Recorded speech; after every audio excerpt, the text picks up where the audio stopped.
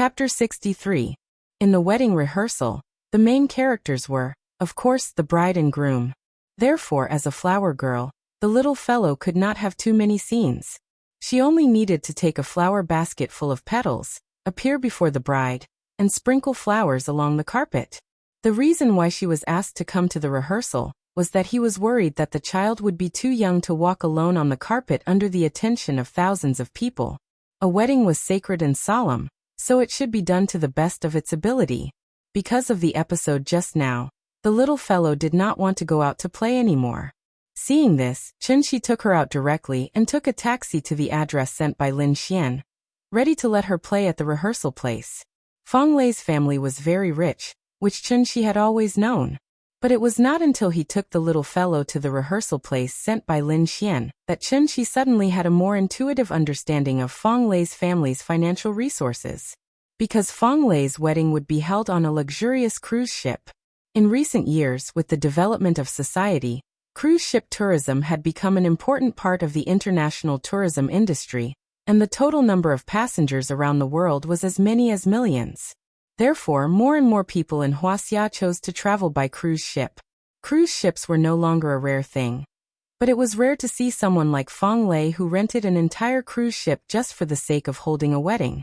This cruise ship was called Xingmeng, and it was a very luxurious large cruise ship, with a displacement of up to 120,000 tons and a maximum capacity of 3,500 passengers. Xingmeng had only been out of the factory for a short time, so compared with some cruise ships around the dock that had been in service for more than 10 or 20 years, it was particularly eye-catching and even exuded a fascinating sense of science fiction. "Papa, this ship is so big, even bigger than the Buddha." Chunxi stood on the dock with the little fellow in his arms. The little fellow looked up at the giant cruise ship in front of her, and could not help but open her mouth slightly, and let out such a sigh. Hearing this, Chunxi rubbed her little head and said, "The ship is one by one, not one by one, remember?" "Oh, I remember." The little girl nodded blankly, then pointed at the cruise ship and shouted, "Papa, I want to go up and play. I want to take a big ship." "Don't worry, we can only go up when Big Sister comes to pick us up." So, Chunxi hid in the shadow of the cruise ship with the little girl in his arms. While telling her a story, he quietly waited for Lin Xian to arrive. It was now afternoon, and the salty sea breeze wrapped around the warm sunlight, making everything around them seem so peaceful. On the pier, the sound of crashing waves could be heard again and again. It was like pleasant music, making people feel comfortable. The big cat jumped out of the little guy's arms and ran to a stone pillar, where it could bask in the sun and lay down. Looking at its lazy expression, it looked more and more like a real cat. After a while, Lin Xian appeared at the stairs of the cruise ship with a phone in her hand. She looked down, then waved to Chunxi and his daughter and shouted, "Chunxi, come here." After the previous few contacts, the little fellow had completely forgotten the unpleasant incident when she first met Lin Xian. So when Chunxi came to Lin Xian with her in his arms, the little fellow took the initiative to call out to Lin Xian sweetly, "Big sister. Nian Nian is so good. Come and let Big sister hug you, okay?" "Okay." The little fellow reached out, and then moved from Chunxi's arms to Lin Xian's. At this time the big cat, who was squatting on the stone pillar, also saw the situation here, so it quickly jumped down from the stone pillar, turned into a black shadow, and jumped on Chunxi's shoulder in an instant. "Oh, you have a pet?" Lin Xian glanced at the big cat that suddenly appeared, and was immediately attracted by its obedience, so she reached out and touched the big cat's head. The big cat narrowed its eyes slightly, and after Lin Xian took her hand away, it softly meowed, as if it was greeting Lin Xian. Didn't they say that children can't have pets at home? There seems to be such a saying, but the big cat is different from other pets. It likes to be clean. Chunxi explained with a smile. Lin Xian didn't understand this, so she didn't ask anymore.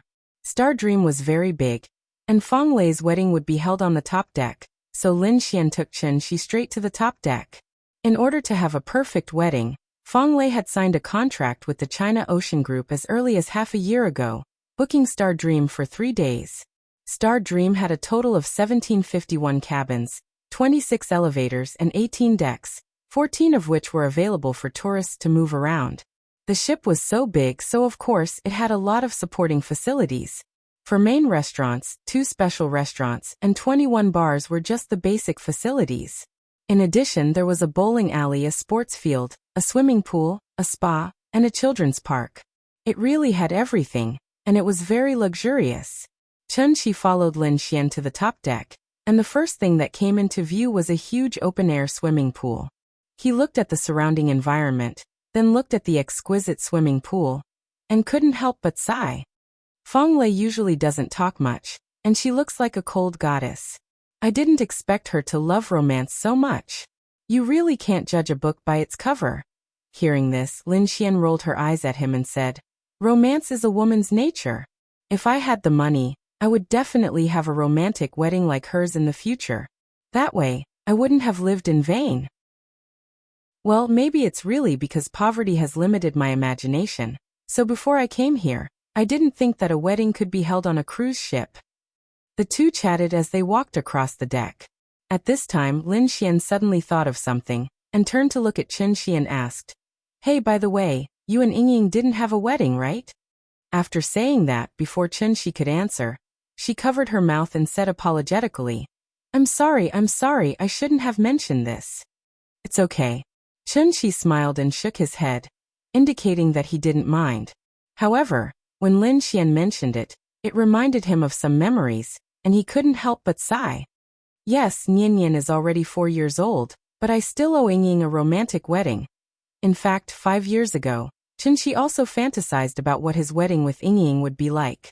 Unfortunately, Yingying didn't seem to like this topic, so Chen Shi never had an in-depth conversation with her on this topic. Therefore, he didn't know what Yingying was looking forward to their wedding. Chen Shi looked at the busy wedding staff in front of him, and couldn't help but be a little lost in thought.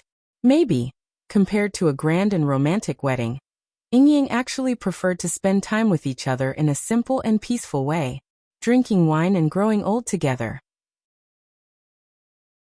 Chapter 64. Love was a matter of 2 people. Marriage was a matter of 2 families. Since family was mentioned, the parents' suggestions were naturally important. Therefore, even if Feng Lei was unwilling, she had to compromise in the end. The wedding ceremony could be done in a pure Western style, but the reception of guests and the banquet afterwards must be done according to Chinese standards. Among the 4 ancient civilizations, ancient Egypt, ancient India, and ancient Babylon had long been annihilated in the long river of history because of the invasion of foreign tribes.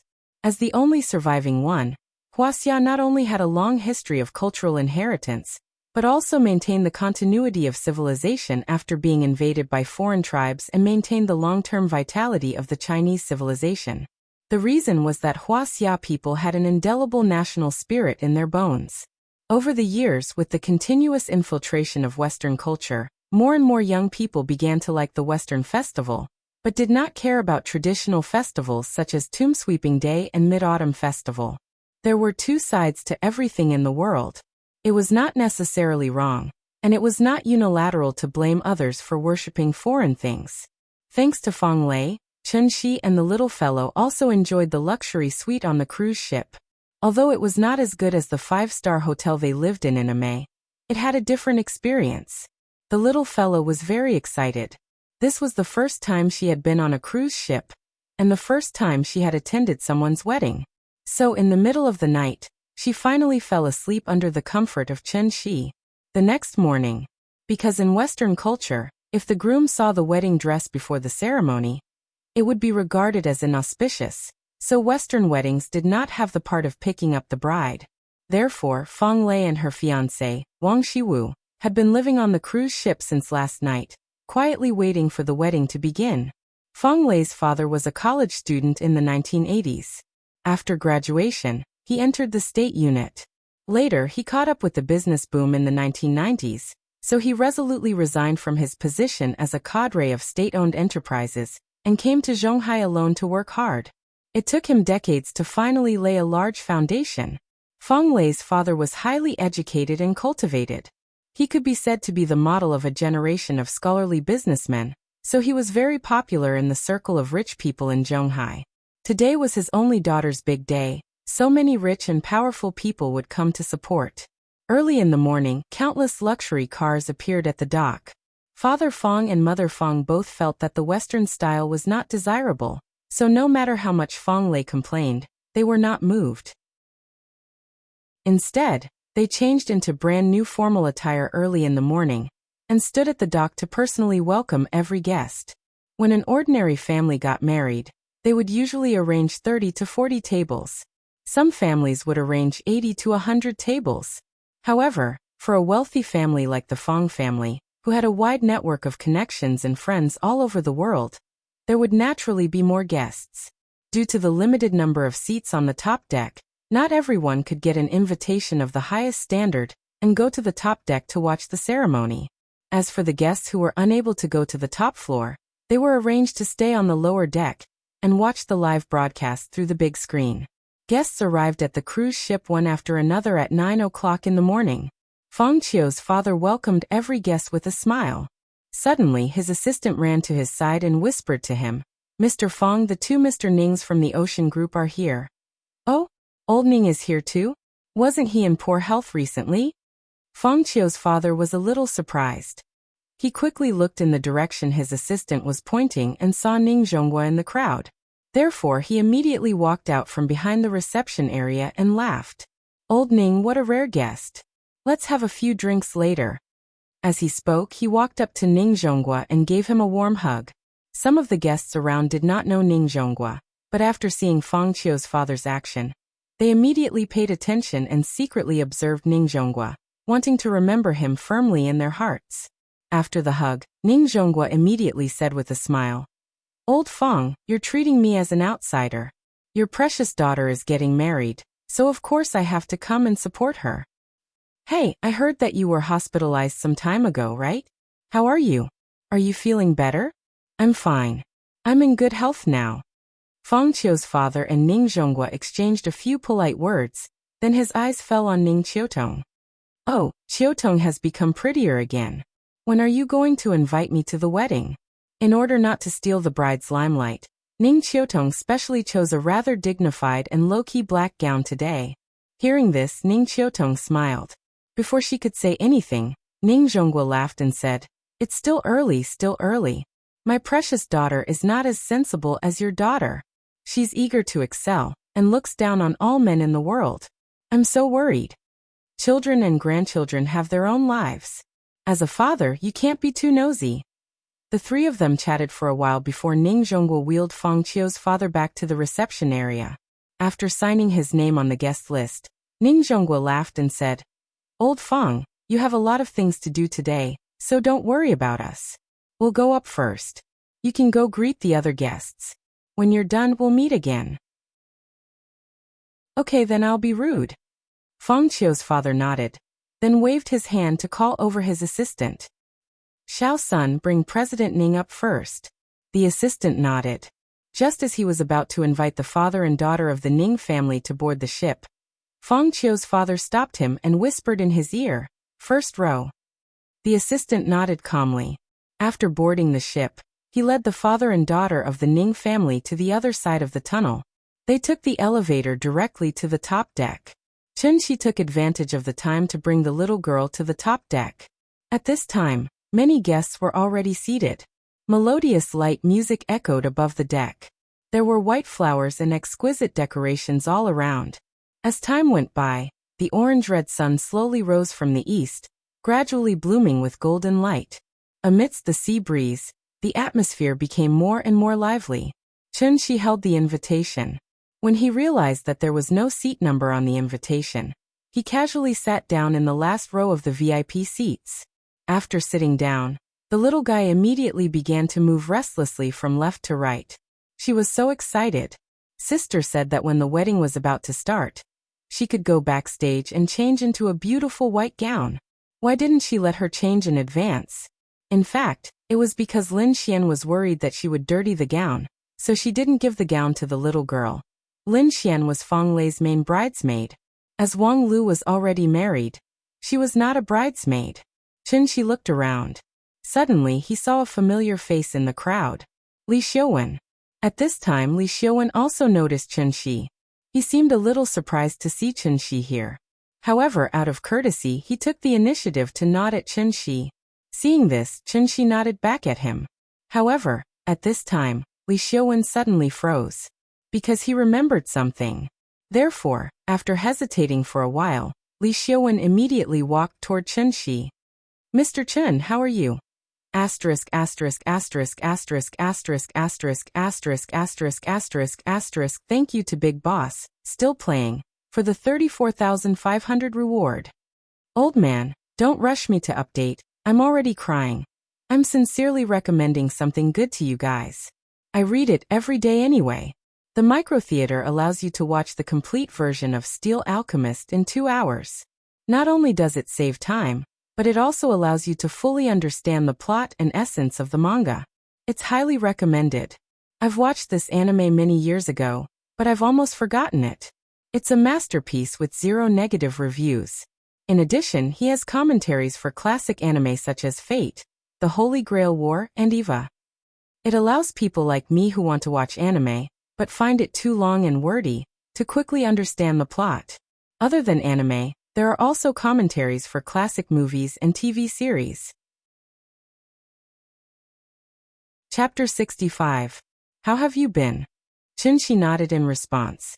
To be honest, he was not familiar with Li Xiaowen. And that night at Sally's restaurant, he even injured Zhao Yuan in front of Li Xiaowen.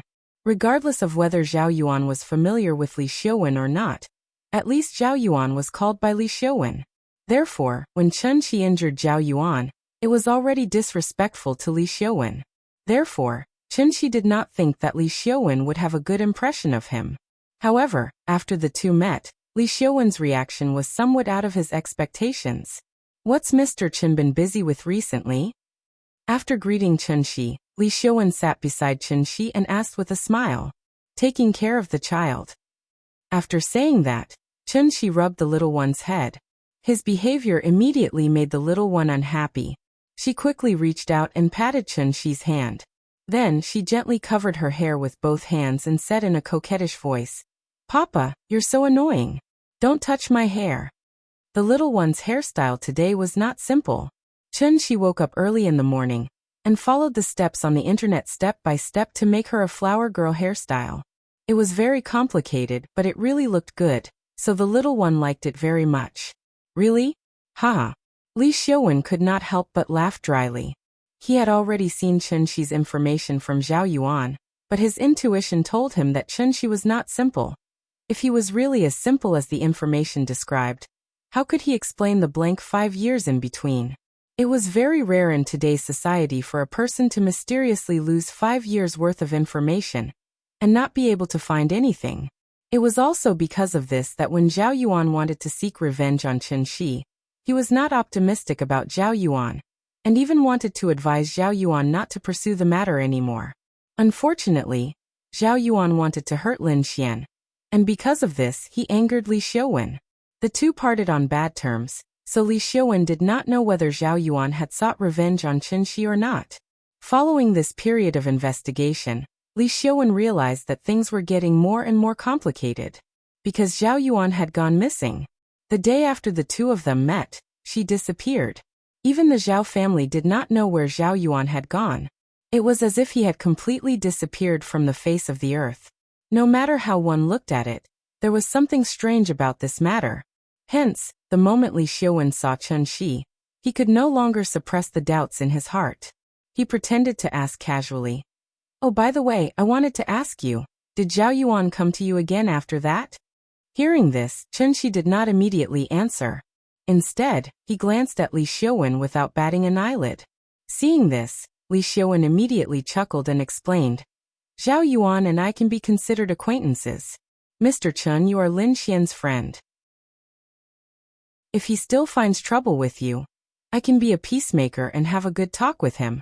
After all, it's better to squash enmity rather than keep it alive."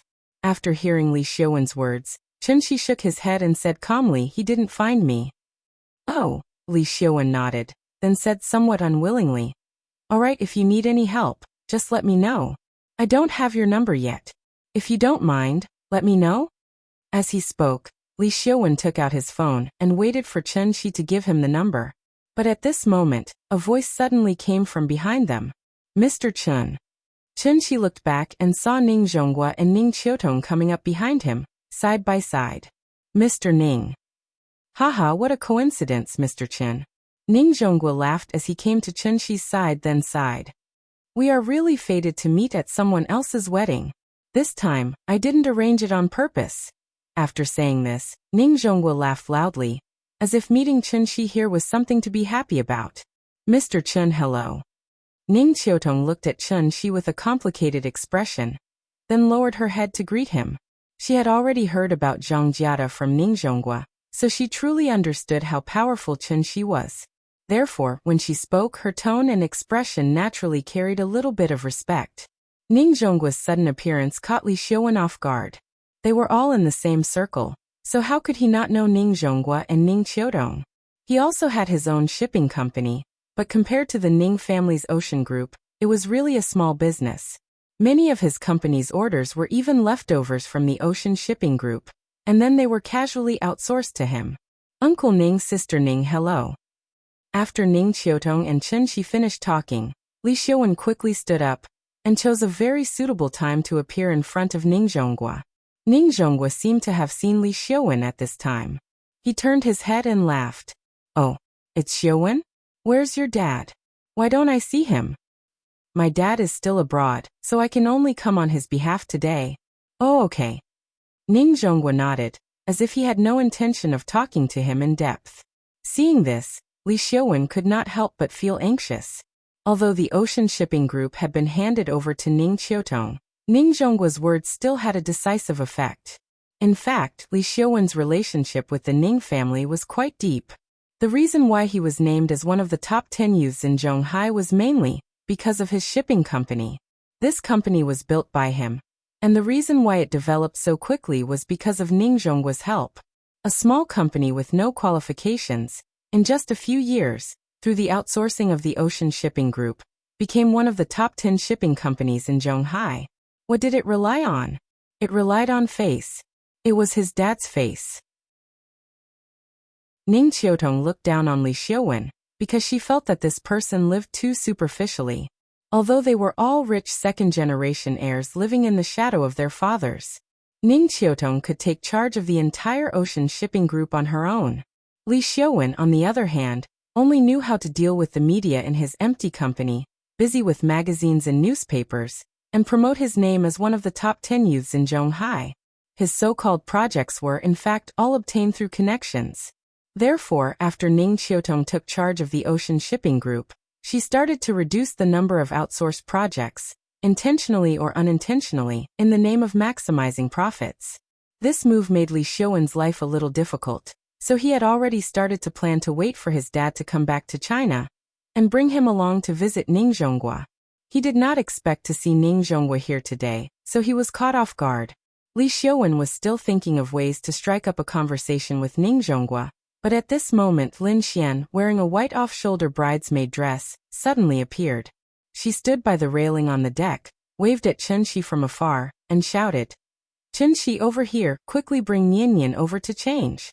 The wedding is about to begin. Thank you to Kadet Sumuri for the 10,000 reward. Old man, don't rush me too much, really. Indeed, your urging can affect me. If it wasn't for the fact that I really couldn't write, I would have done it long ago. If I were to write the traditional face-slapping chapter of Nian being pushed down, I would write at least 10 chapters. The face-slapping wouldn't stop at all." Chapter 66. Just as Ning Zhonghua was about to send Li Xiaowen away and sit down to chat with Chun-Shi, Lin Xian appeared. Her appearance immediately attracted the attention of many people. Lin Xian was very beautiful today. Although she had already put on the simplest bridesmaid makeup in order not to steal the bride's limelight, and wore the simplest white dress, it still could not hide her beauty.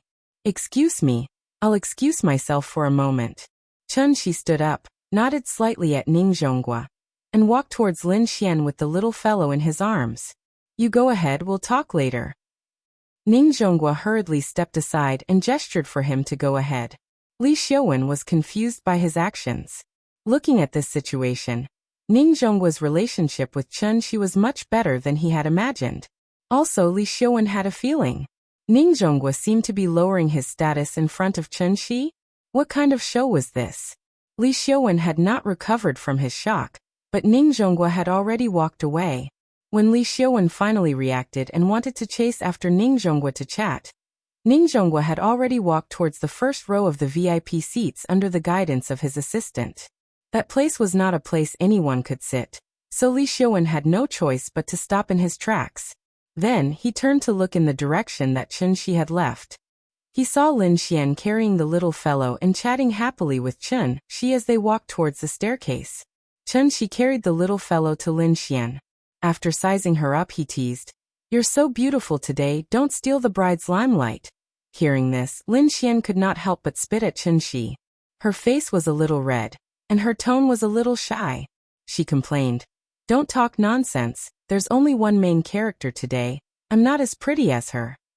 Although that was what she said, Lin Xian felt that Chen Shi's words made sense, so she decided to touch up her makeup later.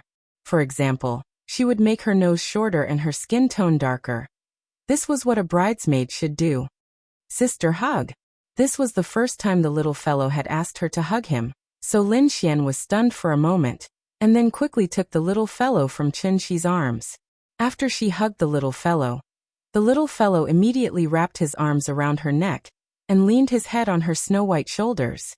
The reason why the little girl was so enthusiastic was actually not because of the little dress that belonged to her. Girls like beautiful things, even children were no exception. Was not an exception. So after wearing it once yesterday, the little fellow was completely mesmerized. Because Lin Xian was dressed as the main bridesmaid, when the guests saw her, they would stand to the side and make way for her. At the same time, they would smile and nod at her. The two of them walked side by side on the deck for a while. After seeing that there were not many people around, Lin Xian pretended to be nonchalant and asked, "Who is that woman in black? Why do I feel like I've seen her before?"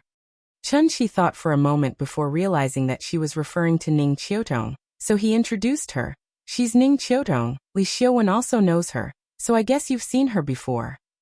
Hearing this, Lin Xian was silent. When she sent Chen Shi home that day, she saw some things with her own eyes. In order to see the woman's face clearly, Lin Xian especially waited until the woman left before leaving. So she could not be wrong. The woman in the black dress was the woman who suddenly knelt in front of Chen Shi that night. After thinking for a while, Lin Xian continued to ask, "Li Xiaowen's friends are not ordinary people. Didn't you just return to Zhonghai? How did you get to know them?" "Because of a misunderstanding, I became friends with his father, so I went to their house a few times." After hearing his words, Lin Xian secretly glanced at Chen Shi. He was not telling the truth. But since Chen Shi did not want to say, she naturally did not ask anymore. Thinking of this, she could not help but snort lightly, and then did not want to talk to Chen Shi anymore. Carrying the little fellow, she quickly walked into a room around the corner. "Wait here, I'll bring her to change." "Okay." Bam. The sound of the door closing was a little loud. Chen Shi did not seem to notice Lin Xian's strange behavior. After seeing her close the door, he stood by the railing and looked down at the scenery below. After waiting for a while, Lin Xian still had not come out, but the sound system on the cruise ship rang. The band on the top deck began to play. The string quartet performed a soothing and melodious classical music. After the guests on all levels of the cruise ship heard the music, they stopped the noise and sat quietly in their seats, waiting for the wedding to begin. About 10 minutes later, the cruise ship set sail with a deep and drawn-out whistle. The flower girl was not the bridesmaid, so the cuter the better.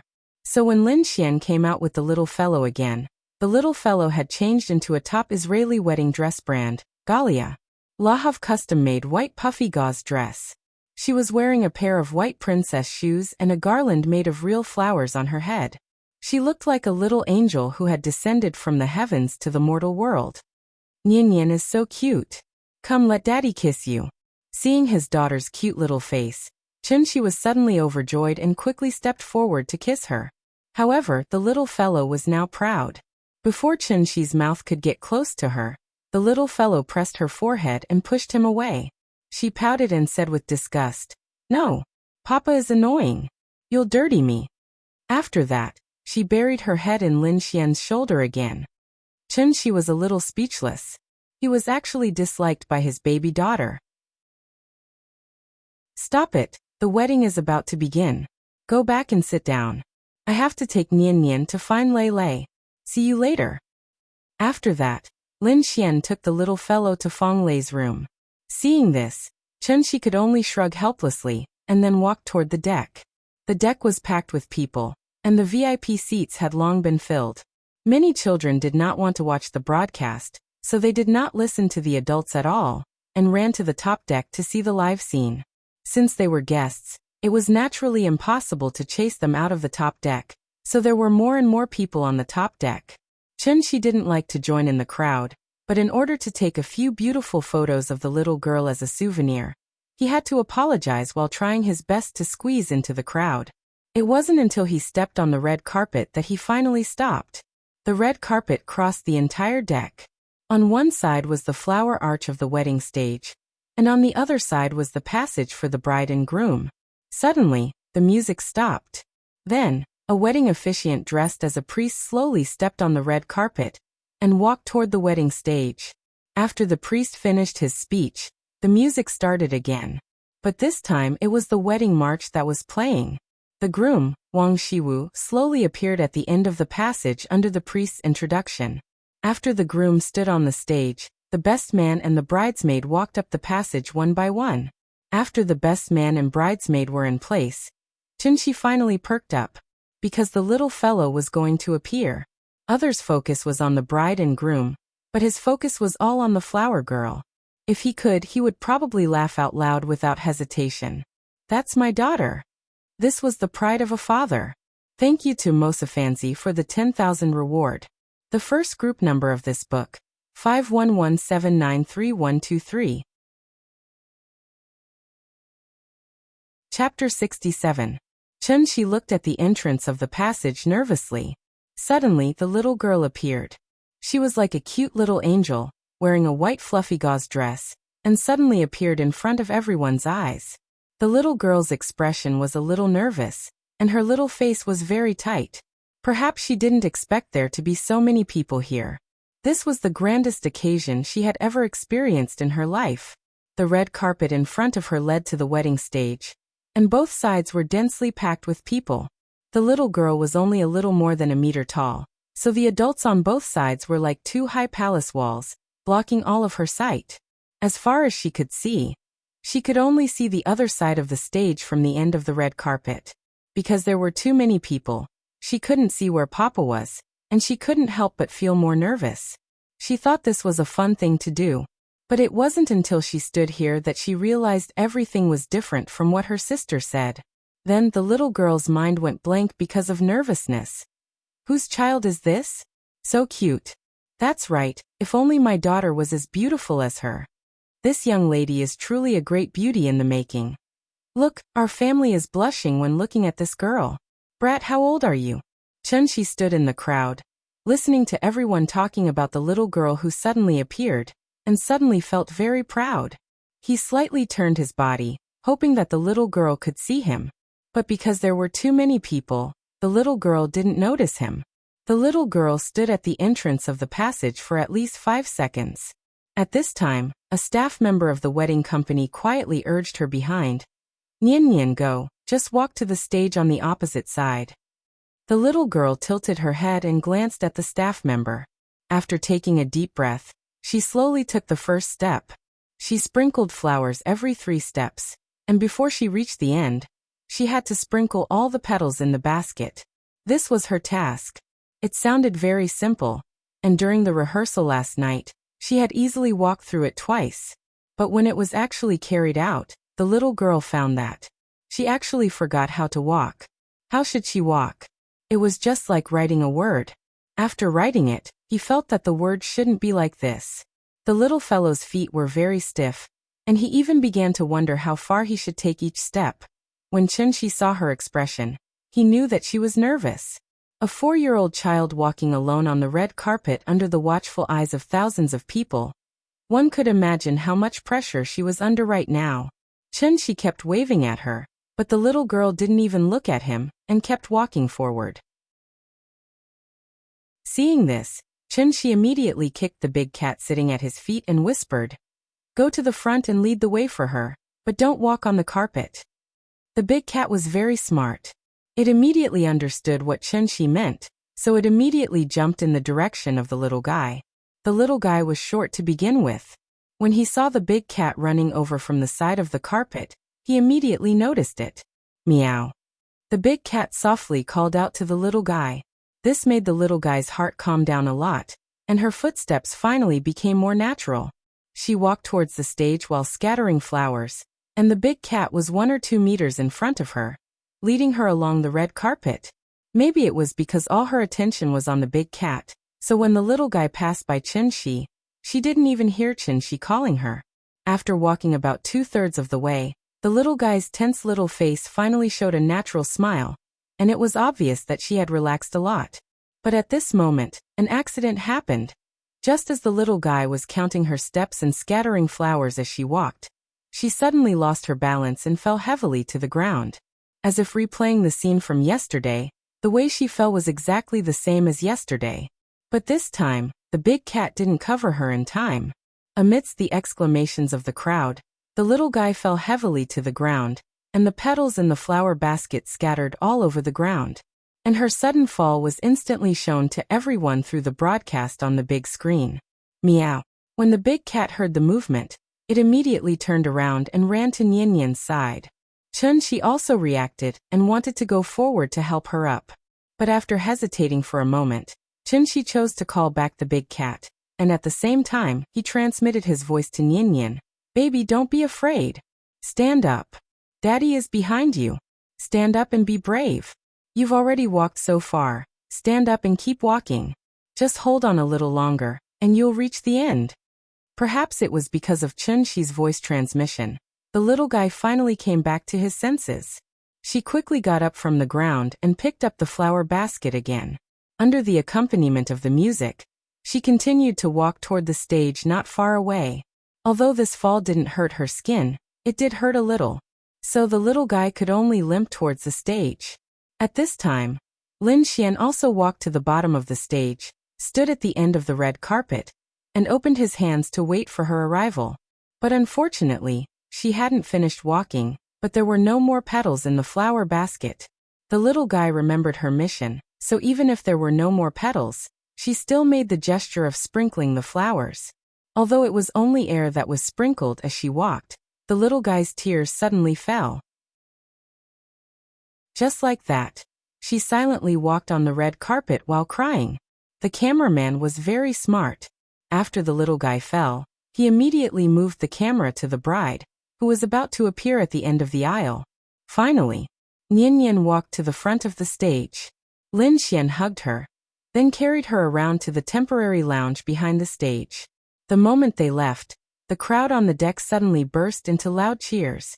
The bride appeared, and the scene of her falling, no one seemed to have seen at all. In the lounge, Lin Xian put the little guy on a chair, then gently wiped away her tears. "Baby, does it hurt? Don't cry, it's okay." The little guy didn't cry out loud. But at this moment, she finally couldn't hold it in anymore. Just as Lin Xian was showing concern for her, the little guy suddenly jumped into Lin Xian's arms, then cried out in a sobbing voice, "Sister, I'm sorry, I screwed up." It's okay, baby. You've already done very well, don't cry, don't cry." Lin Xian hugged the little guy tightly, constantly comforting her. She was very sad and blamed herself, so she kept repeating, I'm sorry. At this moment, Chunxi finally rushed over. Lin Xian glanced at Chunxi, then motioned for Chunxi to come over. She was the main bridesmaid, so she couldn't just leave. Lin Xian gently pushed the little guy into Chunxi's arms. At this moment, the little guy finally saw Chunxi, so she cried even harder. Chapter 68. Well, baby, don't cry. Chunxi gently patted the little fellow on the back, and then gently comforted her. It's normal to fall. You don't have 4 legs like the big cat. Daddy often falls down. Didn't you fall down once yesterday? Why didn't you cry yesterday, but today you cry like a little kitten? Hearing this, the little fellow raised her head from Chen-Shi's arms, and then sobbed and sadly blamed herself. It's my fault. I was the flower girl for my sister, but I fell down and the petals were all gone. I'm so sad. I'm so sad. The more the little fellow spoke, the sadder she became, and her snot and tears could not stop flowing. Chen-Shi quickly took out a few pieces of paper and wiped her face. Then he held the little fellow in his arms and comforted her. It's okay, it's okay. Sister won't blame you, and Daddy won't blame you. It's not terrible to fall down. What's terrible is not having the courage to stand up. Understand? The little fellow did not speak, but her crying was much softer. Seeing this, Chen-Shi gently patted her on the back again and said softly, You're still young, and you'll definitely encounter different kinds of difficulties in the future. Remember Daddy's words, don't be afraid when you encounter difficulties in the future, and don't cry, but face them with strength and courage. In this way, you won't fall in the same place for the second time, okay? It seemed that his comforting words were effective. The little fellow lay in his arms and gradually stopped crying. On the stage, separated by a wall, the bride and groom said, I do to each other under the inquiry of the officiator. Behind the stage, the little fellow lay in Chen-Shi's arms, nodded gently and said, Okay. The cruise ship slowly sailed away, and several seagulls flew over the cruise ship. Suddenly, there was an earth-shattering cheer on the cruise ship. That was the heartfelt blessing of everyone to the newlyweds. The ceremony was over, and the host asked everyone to move to the dining room through the sound system. Then, Lin Xian rushed to the lounge in a hurry. She turned the corner, and just as she entered the lounge, she saw Chen-Shi standing on the bow of the ship, holding the little fellow's arms with both hands and holding her high in the air. Papa, I'm flying. Woo woo, I'm flying. The cruise ship cut through the waves like a pair of scissors, cutting a long crack in the sea. The little fellow was suspended in mid-air, but after looking down at the sea beneath her feet, she wasn't afraid at all. Instead, she was dancing with excitement. Chen-Shi, what are you doing? Seeing this scene, Lin Xian was scared out of her wits. She hurriedly ran to Chen-Shi's side to take the little guy. What kind of father are you? Do you know how dangerous this is? This was a cruise ship. If you fall down, you'll immediately be smashed to pieces. After hugging the little fellow tightly in his arms, Lin Xian glanced below the bow with lingering fear. Then he gave Chen-Shi a fierce kick. But Chen-Shi's leg felt like it was made of iron, and her high heels were already squeezing her toes tightly. This bump caused her foot to hurt like hell. Therefore, she couldn't help but curse angrily, F***CK. Chen-Shi looked at her helplessly. Just as he was about to explain, Lin Xian had already carried the little fellow, and walked quickly to the restaurant. Hey, that's my daughter. Get lost. How can you take care of your daughter like this? Chen-Shi stood at the bow of the ship and shouted helplessly. However, what responded to him was Lin Xian's angry roar. In Restaurant 1, Father Fong invited Ning Zhonghua to take a seat. The people at this table were not relatives or friends. They were all well-known rich and powerful people in Zhonghai. Ning Zhonghua exchanged a few pleasantries with Father Fong, then greeted some of his acquaintances who were already at the table. Then he quietly called Ning Qiutong and ordered, Go find Mr. Chen and see if you can invite him over. Hearing this, Ning Qiutong couldn't help but frown and ask, He's not even a member of this circle. Is it appropriate for us to invite him over? As she spoke, she motioned for Ning Zhonghua to look at Father Fong, the host.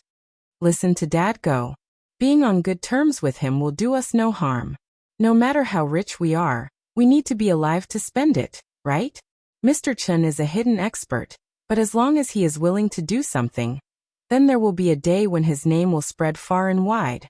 When that time comes, they won't go directly to Mr. Chen. They will have to go through me. Do you understand what I mean?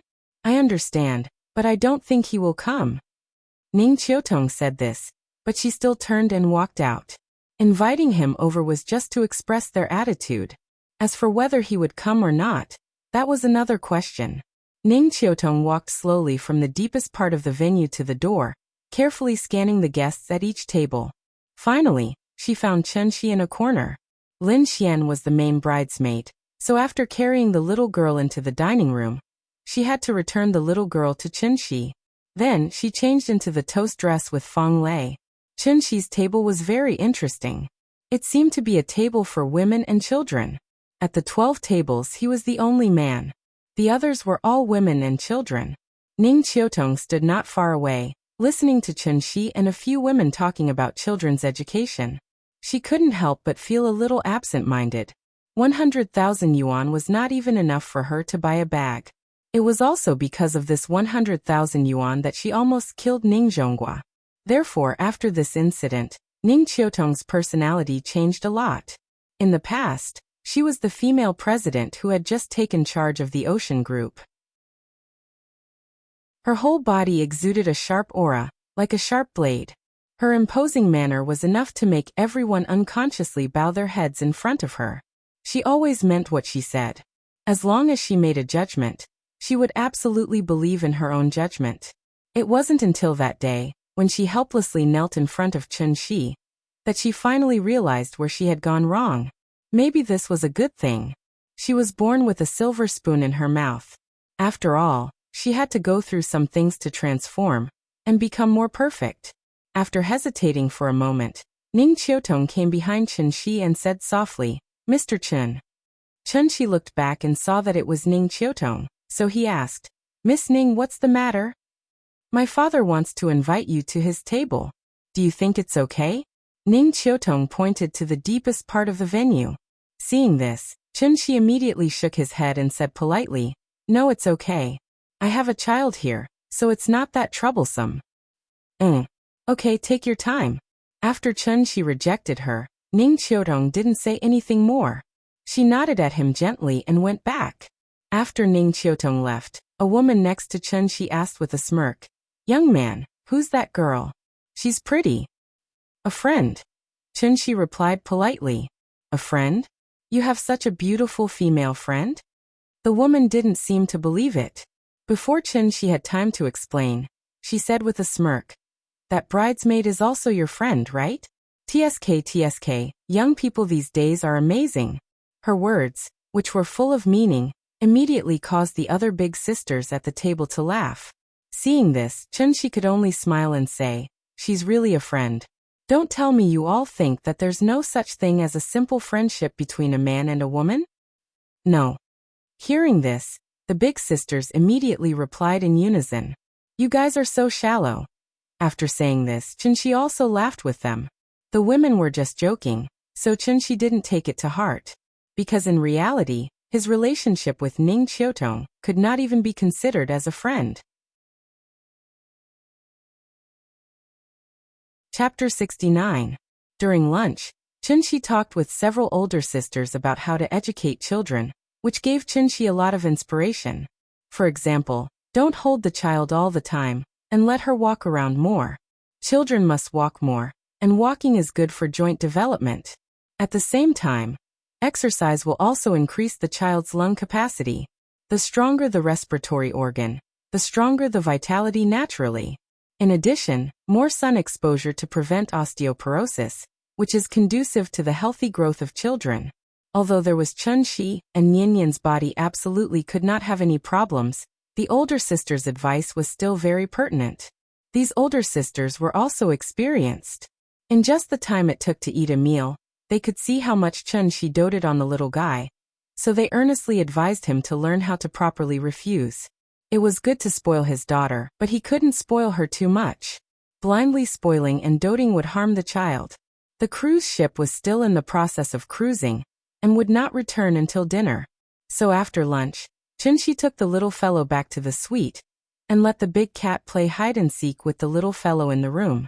And he turned on the TV to watch Where Are We Going, Dad? This was also the older sister's advice. Otherwise, Chunxi would not have known that there was such a variety show about parent-child interaction in the world.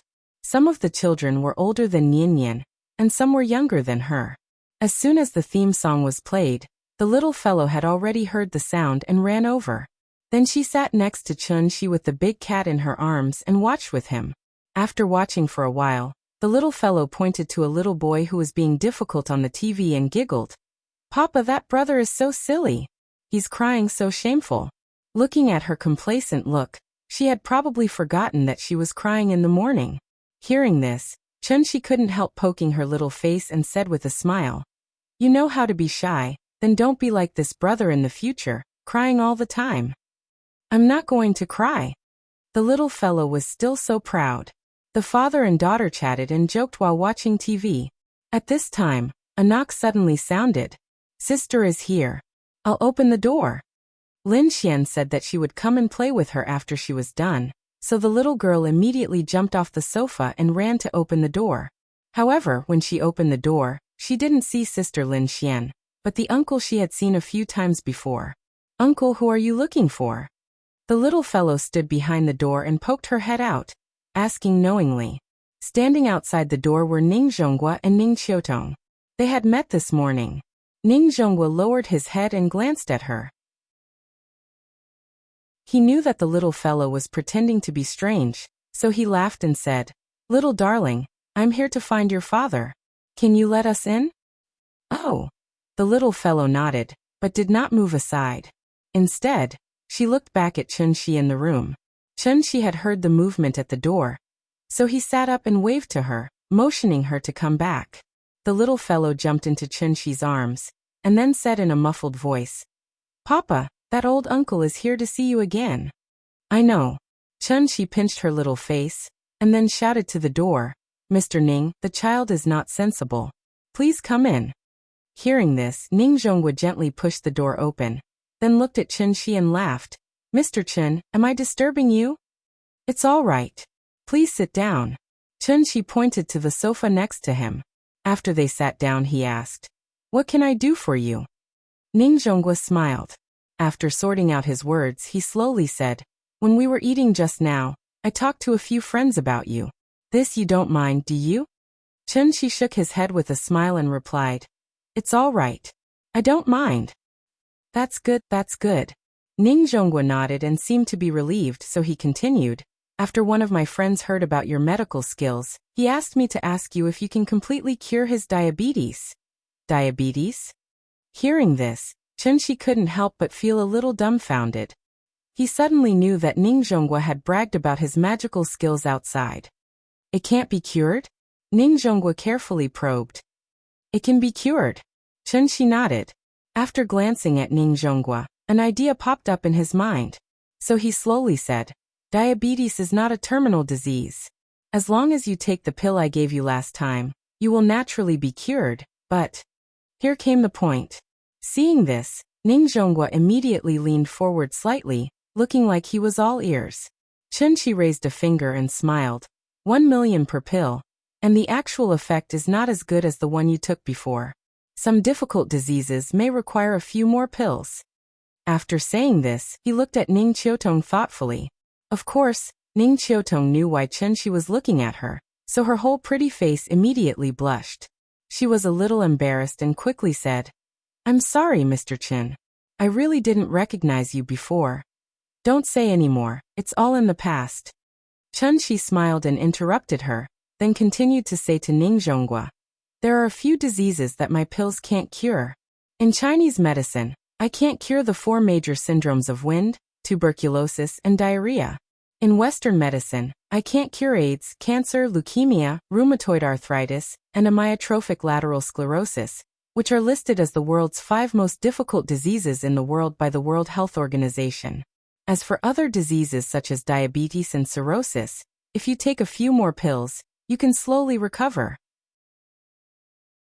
In fact, it was not that he couldn't cure these so-called terminal diseases, but that they were too troublesome. These terminal diseases either involved cellular lesions or the central nervous system. If he wanted to cure them completely, in addition to taking immortal medicine, Chun-Shi also had to use his true essence to carefully comb the patient's body. For the current him, the burden and consumption were a little too great. After listening to Chun-Shi's words, Ning Zhonghua nodded repeatedly and said, "Yes, Mr. Chen, 1 pill from you can guarantee that the disease will be cured. It's 10,000 times better than going to the hospital and constantly tormenting. That's it. Come to me the day after tomorrow, and I'll give you 10 pills first." "Okay, then we won't bother you. Take a seat." After Ning Zhonghua and Ning Qiutong gently closed the door and left, the little fellow came to Chun-Shi and asked in a sweet voice, Papa, can you cure diseases? Of course, didn't Papa just cure you yesterday? Chapter 70. After Ning Zhongguo left, the little fellow jumped into Chen Shi's arms again, and then continued to watch where Daddy went with Chen Shi. The little fellow watched where Daddy went, but her focus was different from Chen Shi's. What she liked was the strange scenery and games, while Chen Shi watched the interaction between the cute girl and Daddy. After watching the first episode, Chen Shi wanted to show her the second episode, but the little fellow didn't want to watch it anymore. Instead, she leaned her little head forward and said to Chen Shi expectantly, Papa, I also want to play 123 Wooden Man. Okay, Daddy will play with you. Chen Shi touched her little head, and then stood up with her in his arms. In fact, games like hide and seek and 123 Wooden Man were more fun with more people. Chen Shi thought for a moment, and asked the big cat to play with him. So, the little fellow leaned against the wall and counted. Chen Shi and the big cat stood behind her, and moved toward her like snails. 1, 2, 3 Wooden Man. After the little fellow shouted, she immediately jumped and turned around, but Chen Shi and the big cat seemed to have never moved. After several times, the little fellow didn't catch any trace of their movements, so she couldn't help but pout. When she turned around again, this time she quickly shouted, 123. Without even calling out to the wooden man, the little fellow hurriedly turned her head. Just after she turned her head, Chen Shi pretended to be panicked, made an extremely exaggerated posture, and constantly swayed his center of gravity from side to side, as if he was completely unstable. I caught you. You moved. You moved. The little fellow jumped and clapped her hands, then pointed at Chen Shi and giggled. Well, I was caught by you. It's my turn to count 123. Chen Shi pretended to be regretful and said, I'll be Wooden Man. The little guy quickly ran to Chen Shi's side, then pulled the big cat back to the corner, ready to start another round. Chen Shi, on the other hand, did what she did just now. He slowly leaned against the wall and shouted, 1, 2, 3 Wood Man. After saying that, he imitated the little fellow and turned around. The little girl pursed her lips and looked very serious. She had just taken a step with her left foot, and her little hand was still waving in the air. When she saw Chen Shi turn around, she tried her best to stop her body from shaking. Chen Shi pretended not to see her move, so he turned around and started counting again. Most of the children nowadays spent their childhood in the company of toys and cartoons. It wasn't that they didn't like to play games such as 123 Wooden Dummies, hide and seek, but because there was no one to play with. Chen Shi was very patient.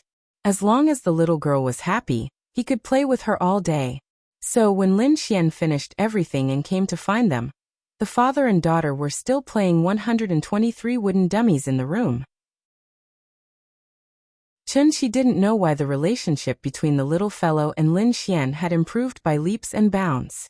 Lin Xian was just an ordinary big sister in the eyes of the little fellow, but after attending Feng Lei's wedding, the little fellow began to like Lin Xian very much. So when she heard the knock on the door, she ran to open it excitedly. This time, it was Lin Xian standing outside the door. When Lin Xian saw that she was sweating profusely, her first reaction was to take her to the bathroom and wash her face with a hot towel. What are you playing? Are you having so much fun? 123 wooden dummies. It's so fun. After Lin Xian washed her face, the little fellow's whole face was still red, looking like a ripe apple. Have you been playing for a long time? Are you tired? Tired. But it's fun. Lin Xian gently tapped the tip of her little nose, then carried her out of the bathroom. Drink some water. Children need to drink more water. After pouring a glass of water for the little fellow and letting her gulp it down, Lin Xian looked at Chen Shi and praised. When a man takes care of a child, not many are as patient as you. Hearing this, Chen Shi suddenly smiled and said, This is my daughter. If I don't have patience for her, who will? Lin Xian smiled and didn't say anything. Then she took the bouquet she brought and handed it to the little fellow. Big sister brought you a bouquet of flowers. Do you like it? I like it. It's so beautiful. It smells so good. The little fellow took the bouquet and smelled it, then suddenly smiled happily. She had seen this bouquet yesterday, but Lin Xian didn't allow her to touch it. She didn't expect that she would give it to her today. At this time, Chun-Shi said thoughtfully. This is the bride's bouquet, right? I heard that after the bridesmaid receives the bouquet, it's best to dry it and leave it at home for a good omen. If you give it to her like this, I'm afraid this bouquet won't live past tonight. I don't believe in that. Lin Xian shook her head and pinched the little fellow's little face, then looked at Chun-Shi thoughtfully and said, Happiness isn't given by others, it's fought for by oneself. That's insightful. Chun-Shi gave her a thumbs up, then continued to smile and said, Yesterday I heard from Fong Lei that you seem to have been single all this time? Since happiness is fought for by oneself, why don't you fight for it? This woman is an old lady after 28, she can't be single forever, right? Hearing this, Lin Xian's expression changed, as if she was a little angry. It's none of your business. Her voice wasn't loud, and after she finished speaking, she turned her head and played with the little fellow. It seemed that she didn't want to talk to Chun-Shi anymore. Seeing this, Chun-Shi could only smile awkwardly and quickly apologize to her. Sorry, I said too much. Humph. Lin Xian snorted softly but still didn't say anything. The atmosphere was a little awkward. Chun-Shi looked at the TV and didn't dare to say anything more. After Lin Xian played with the little fellow for a while, she seemed to have calmed down. She turned her head again, looked at him, and asked, After dinner, the cruise ship will go out to sea again and will return the day after tomorrow. You are going to stay until the day after tomorrow? I'm going to take her back later. We've been out for a few days, it's almost time to go back to kindergarten. Lin Xian was stunned for a moment, as if she didn't expect them to leave so soon, so she immediately became a little anxious and said quickly, It's rare to have such an opportunity, why don't you stay for a few more days? Now the country is advocating to reduce the burden. The child is only 4 years old, there's no need to send her to kindergarten in such a hurry, right? Chun-Shi was choked by her words. After thinking about it, he replied seriously, I mainly want her to develop a habit. She's more than 4 years old, so the sooner she gets used to the school environment, the faster she can adapt to primary school in the future. But there's no need to rush in these 2 days, right? She's only 4 years old. You're suppressing a child's nature. Besides, she's only in the middle class, right? Most of the time she goes to kindergarten, she's just playing with the teacher. After saying that, Lin Xian looked at the little fellow and asked, Nian Nian, do you want to play on the cruise ship for 2 more days? Sister will take you to the children's park. You haven't been there yet, right? I want to go. I want to go to the children's park. When it came to playing, the little fellow immediately became excited and wanted to stand up with a bouquet of flowers. Lin Xian hugged the little fellow and glanced at Chun-Shi as if to show off. Seeing this, Chun-Shi could only shake his head and smile bitterly. I only applied for 7 days of leave from the teacher. Today is already the 7th day. Give me the phone, I'll talk to the teacher. Chapter 71. Papa Papa, where are we going? I'm not afraid of anything as long as you're here. The little fellow stood on the sofa, clapped her hands excitedly, and then sang along with the music on Lin Xian's mobile phone. However, after the little fellow finished singing, Chun-Shi didn't continue singing, so she was immediately unhappy. She stood on the sofa and stomped her feet, and then said loudly, Papa, you don't want to play with me anymore. Hearing this, Chun-Shi smiled bitterly and said quickly, Okay, let's sing again. Papa will sing with you. She had sung 5 times, and she could only sing 2 lines each time, but she still enjoyed it. It wasn't that Chun-Shi couldn't sing. With his control over his body, it was a simple matter for him to sing well. However, he always felt a little embarrassed, especially when Big Cat and Lin Xian were also listening.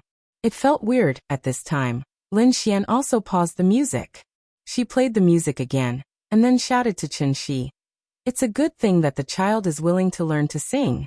You should cooperate with her. Okay, I'm wrong. Let's sing again. Papa will sing with you. The prelude sounded. The little fellow didn't learn English, so she didn't know what they were talking about. The main song was not as catchy as the chorus, so she couldn't remember it after listening to it several times. She could only muddle through with it.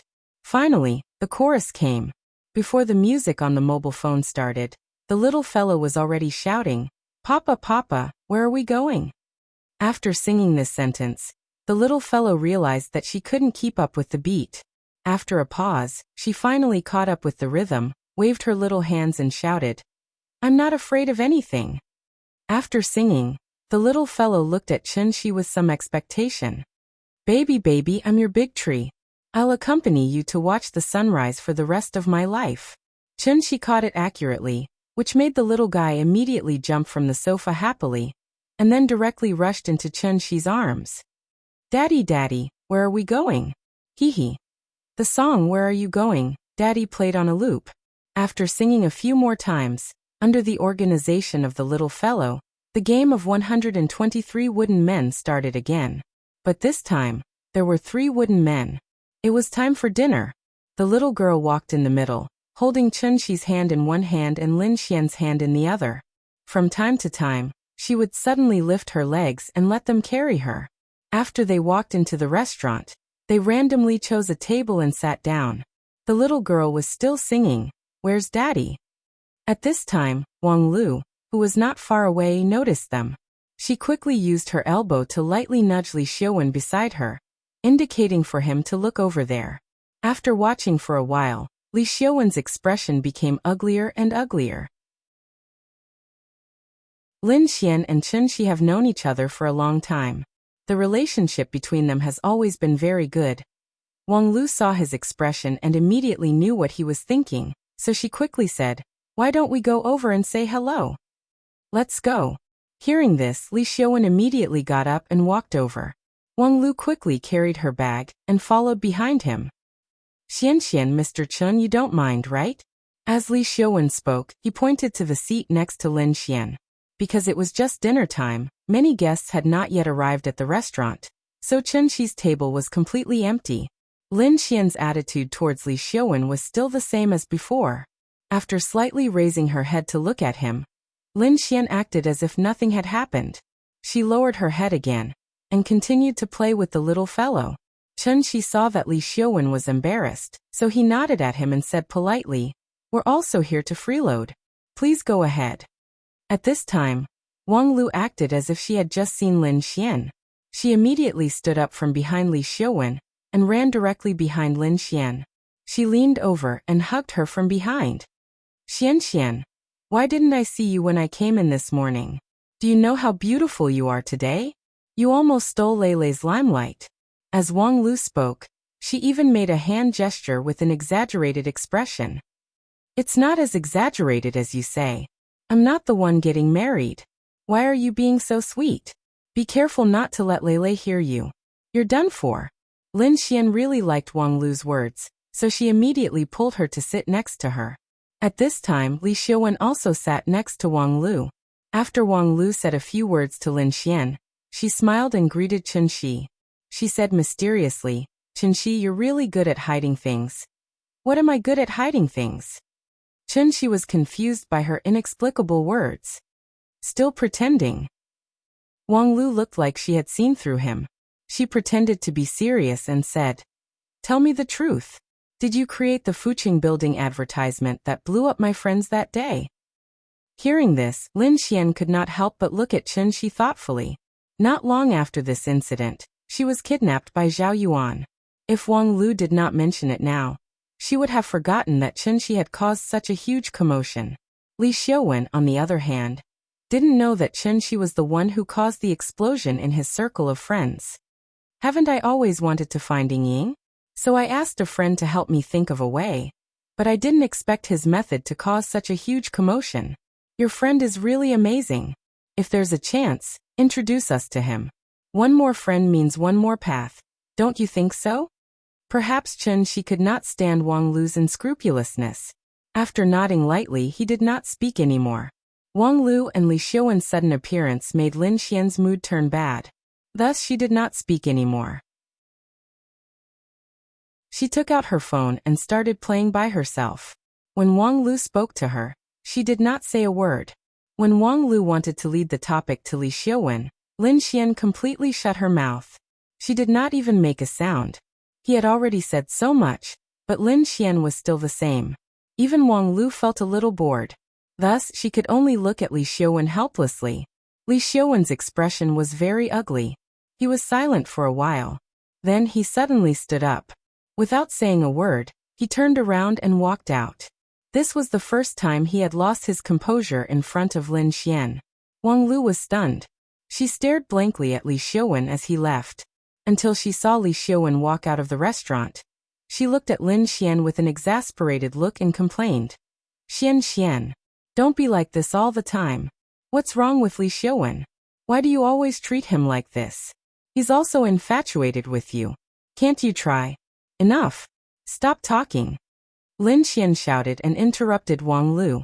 Her full chest rose and fell quickly. It was obvious that she was very angry. Wang Lu was also shocked by her sudden outburst. The little guy also quickly raised his head and looked at Lin Xian. Then he stretched out his little hand and touched her face. He comforted her softly. Sister, don't be angry. Don't be angry. Lin Xian rubbed his little head. Then she squeezed out a smile and said reluctantly, Good girl. Sister won't be angry. After saying that, Lin Xian looked at Wang Lu and said seriously, Lulu, I really don't need you to worry about my personal problems. If you continue to be like this, I think we can't even be friends. Xian you. Chapter 72. Lin Xian's personality was straightforward, and she had always been clear about her likes and dislikes. Wang Lu really did not expect that her matchmaking this time would make Lin Xian so angry. She had done this many times in the past. Why couldn't she do it this time? Wang Lu looked at the two of them in surprise, her eyes full of disbelief. Seeing this, Lin Xian immediately knew what she was thinking. Therefore, after calming down a little, Lin Xian shook her head, looked at Wang Lu and said seriously, Lulu, I really don't like Li Xiaowen. I beg you don't interfere anymore, okay? Okay. Wang Lu looked at her with a complicated expression. Then she sighed heavily as if she was lamenting. She said, Sit down, I'll go take a look at Li Xiaowen. No matter what, he's our family's breadwinner. I don't dare to order him around like you do. With that, Wang Lu got up and left. Lin Xian did not ask her to stay. In fact, other than being a gold digger, Wang Lu was good in other aspects, which was why Lin Xian had been friends with her for so many years. But it was a pity. The values of the two of them were too different, so until now they could not be the closest friends. In the sea of life, how could one be so lucky? In such a big city, she could not find a single friend that she could confide in. Sometimes when she thought about it, perhaps she felt a little sad. After Wang Lu left, Lin Xian looked at the table in front of her with unfocused eyes, and no one knew what she was thinking. Chen Shi waited for a while, and seeing that she was not in a good state, he asked softly, What's wrong? After hearing Chen Shi's voice, Lin Xian seemed to have been woken up from a dream. She shook her head and said with a smile, Nothing. Okay. Seeing that she had something on her mind, Chen Shi motioned for the little guy to come over, and prepared to let Lin Xian be alone. The little guy climbed from Lin Xian's lap to Chen Shi's lap. At this moment, Lin Xian suddenly said faintly, Chen Shi. Ah. Chen Shi held the little fellow in his arms and motioned for her to sit still. Then he asked, What's wrong? Lin Xian hesitated for a moment before asking in a seemingly casual manner, Do you have any plans after this? What arrangement? I mean, other than taking care of the children, what other plans do you have for the future?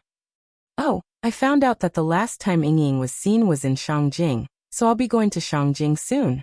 But I can't decide when and how long I'll be there. We'll talk about it when the time comes. You want to find her? Yes. At this point, Chen Shi even gently patted the little fellows, but before he smiled and said, If it wasn't for this little fellow, I would definitely have gone long ago. Hearing this, Lin Xian couldn't help but ask anxiously, There's no news of her at all. How are you going to find her? I'll take my time to find her. Information and clues are all obtained through exploration. It's not something that can be found by waiting here every day. Then what about the child? You're going to find her. You can't take the child with you on the streets every day, right? That's why I said I'm not sure.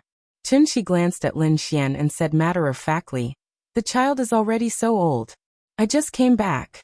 Of course, I have to spend some time with her first. As for when we'll go to Shangjing, we'll talk about it after a while. When the time comes, I'll take Nian Nian with me. We'll walk slowly and look carefully. Just treat it as a vacation." After hearing this, Lin Xian fell silent. After a while she asked softly, "What if you can't find her?" After saying this, Lin Xian was stunned for a moment. Then she panicked and quickly said, "But sorry, I jinxed it.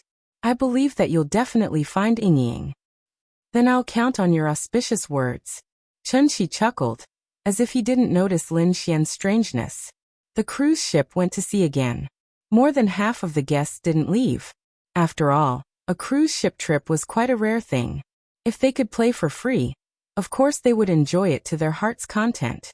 Because the voyage was too short, the cruise ship could only cruise on the sea. There was no way to take them to experience the exotic scenery. But fortunately, there were many entertainment facilities on the cruise ship, so the guests could basically enjoy themselves to their heart's content. After the wedding, Lin Xian completely lost her role as the bridesmaid, so she simply moved to the room next to Chen Shi's and played with the little guy all day long. From the children's park to the swimming pool, and then to the bowling alley. The little guy played the children's bowling ball for a while, and felt a little dissatisfied, so he wanted to play the standard track. However, even the lightest bowling ball weighed 6 to 7 caddies. She huffed and puffed with great effort before she could lift it up. After she threw it out, the ball immediately fell into the side of the bowling alley. Even lifting the ball was a problem, let alone hitting the bowling pins. Lin Xian let her try a few times. She was afraid that the ball would hit her feet, so she coaxed her out of the bowling alley. In the evening, Lin Xian took him to the top deck to eat barbecue. The little guy pointed to the moon on the sea and sang loudly, "Where is Daddy going?" which immediately attracted the praise of the people around. Several children at the next table even sang with the little guy. The crisp and pleasant children's voice and the crashing waves complemented each other. The whole cruise ship seemed to be much happier. The next morning after breakfast, Lin Xian took the little guy to the deck to bask in the sun. She had learned yoga, so she made a few simple movements and let the little guy follow her. The little guy sat on the yoga mat and tried his best to learn. Chen Shi couldn't help but laugh at the silly look on his face. Later, Lin Xian gave him a spa treatment and went to the cruise ship's theater to watch a wonderful performance. Although Chen Shi accompanied them throughout the 2 days, he was always like a little transparent. Lin Xian rushed to do everything, which directly led to the little guy's first reaction now was not to call her Papa, but to call her big sister. This also made Chen Shi feel a little unaccustomed. The little guy seemed to like Lin Xian more and more. Maybe this was the difference between a man and a woman taking care of a child. After all, women were more attentive than men, and it was easier to win the child's favor. However, happy times were always short. Finally, the cruise ship returned to the port, and it was time for this trip to come to an end. On the dock, until Chen Shi got into the taxi, the little guy reluctantly let go of Lin Xian's hand. "Goodbye, big sister. I'll miss you." The little guy waved her hand vigorously, as well behaved as when she said goodbye to her grandmother. "Goodbye, baby. I'll come to see you when I'm free." Okay. The car started. The little guy sat in the car, but kept looking back at Lin Xian, who was still standing in the same place. Chen Shi hugged her and gently patted her back, motioning her to sit still. "Papa, I like big sister." The little guy laughed and gave Lin Xian the highest praise. Chen Shi shook his head and did not say anything. The little guy happily sang, "Where is Daddy going?" which made the taxi driver couldn't help but praise, "Your daughter is so cute." "Thank you." Chen Shi smiled and nodded in response. Chapter 73.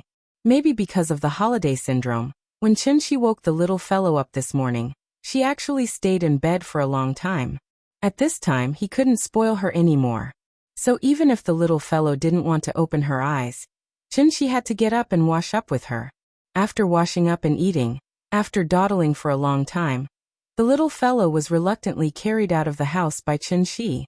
On the way to the kindergarten, she suddenly asked timidly, "Papa, can I not go to kindergarten?"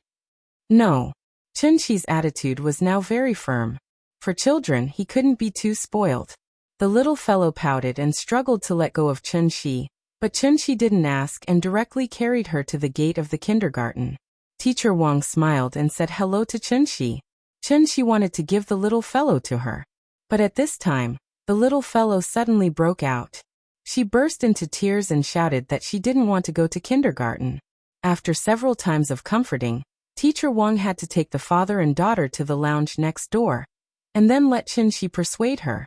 This situation was very common in kindergartens.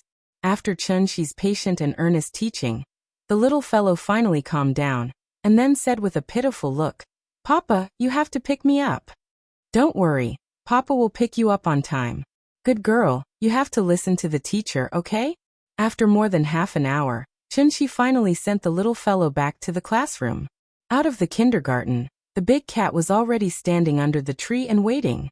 Chunxi threw it a simplified Peiyuan pill that she had made last night, and it was so happy that it jumped back and forth between the trees. "You are a pet, and pets can't enter the kindergarten, so you have to stay outside and don't go in, okay? Meow." Seeing the big cat jump to the pillar on the wall of the kindergarten and lie down, Chunxi was relieved and left by taxi. Chunxi had already refined the simplified version of the Peiyuan pill last night. Although Ning Zhonghua hadn't come to get the medicine yet, he had transferred the 10 million yuan in advance. With money, Chunxi's plan could begin to be carried out. First, he had to find a storeroom. There was a shanty town less than a kilometer behind Kangju district. The houses there had long been plans to be demolished, but the local residents and the developers had not come to an agreement, so the relocation had not been carried out until now. Chunxi took a taxi and looked around. Then he chose an old house by the street. The house was a little old, and the roof was still tiled. It was 3 stories high and had a small courtyard. There was a fence and an iron gate. It looked pretty good. The landlord was an auntie, and she asked for 2,200 yuan a month.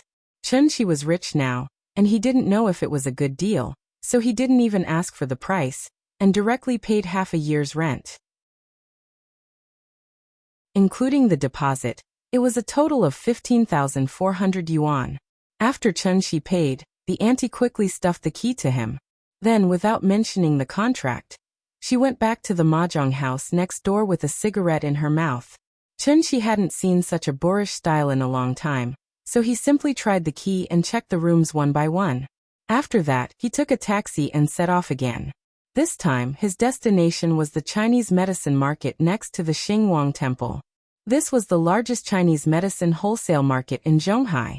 The medicine here was not bought by the kilogram, but by the kilogram.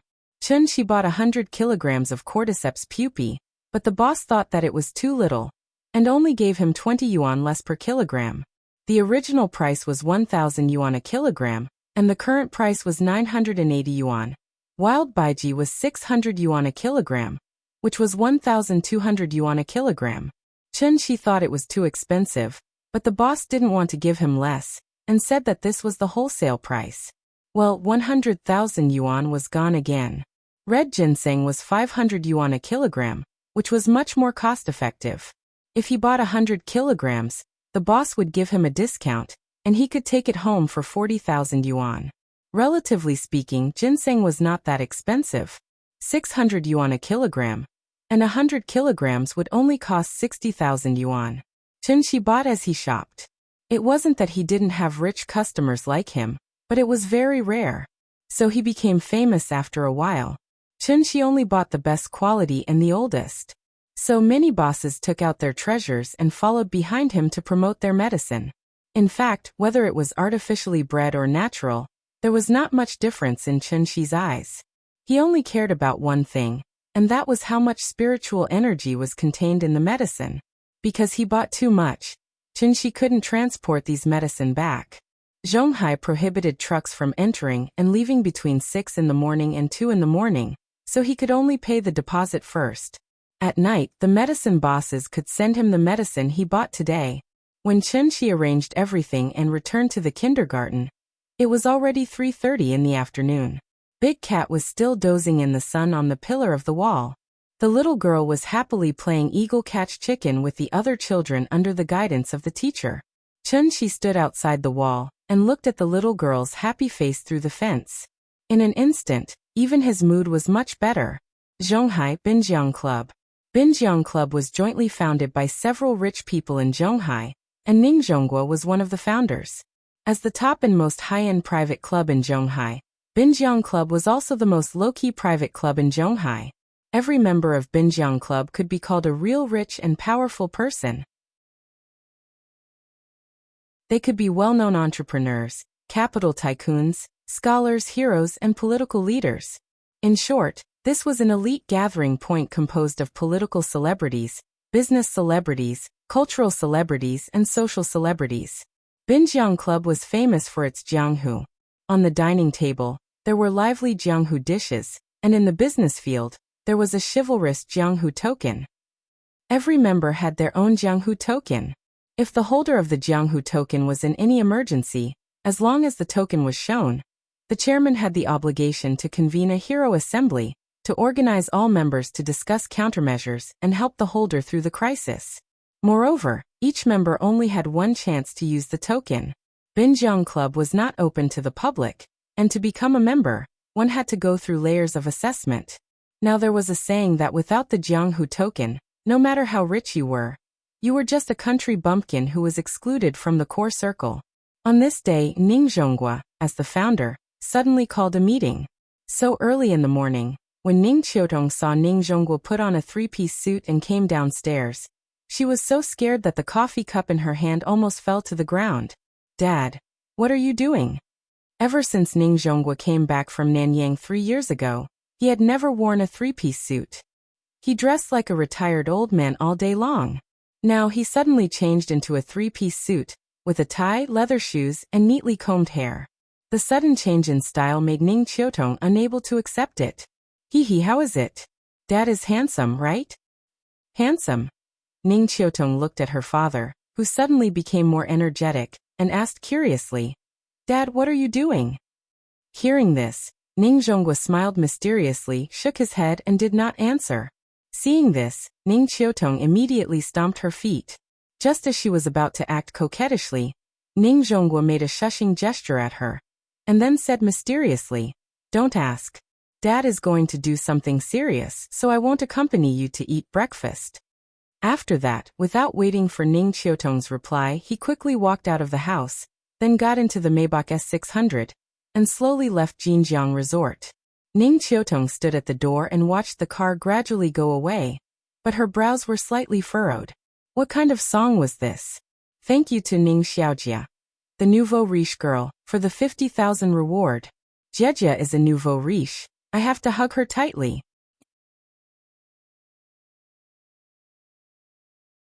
Chapter 74. At this point, the basic structure of the book has been formed, so I'll make my attitude clear. From now on, I won't answer any questions about the plot. I only have one sentence: if you think it's good, then read it. If it's not good, then leave. If an idiot says I'm just being narcissistic, I want to say, are you a moron? Have you read too many novels? You always come here to show off your IQ, but you always forget to bring the most important thing, your brain. Don't you know there's a thing called foreshadowing? You're always wrong here and there. How high do you think your IQ is? Honestly, sometimes when I see your comments, I feel like laughing. It feels like I'm feeding a child. I have to explain things clearly to him so that he can understand what I mean. I don't want to write a running account, and I don't want to write a face for each character. You say it's not reasonable. You finish a chapter in 2 or 3 minutes, but I finish a chapter in 2 or 3 hours. How long do you think you've been thinking? And how long did I think? You can make suggestions, you can find bugs, but please don't make a conclusion without reading the rest of the chapter. That's really stupid. Finally,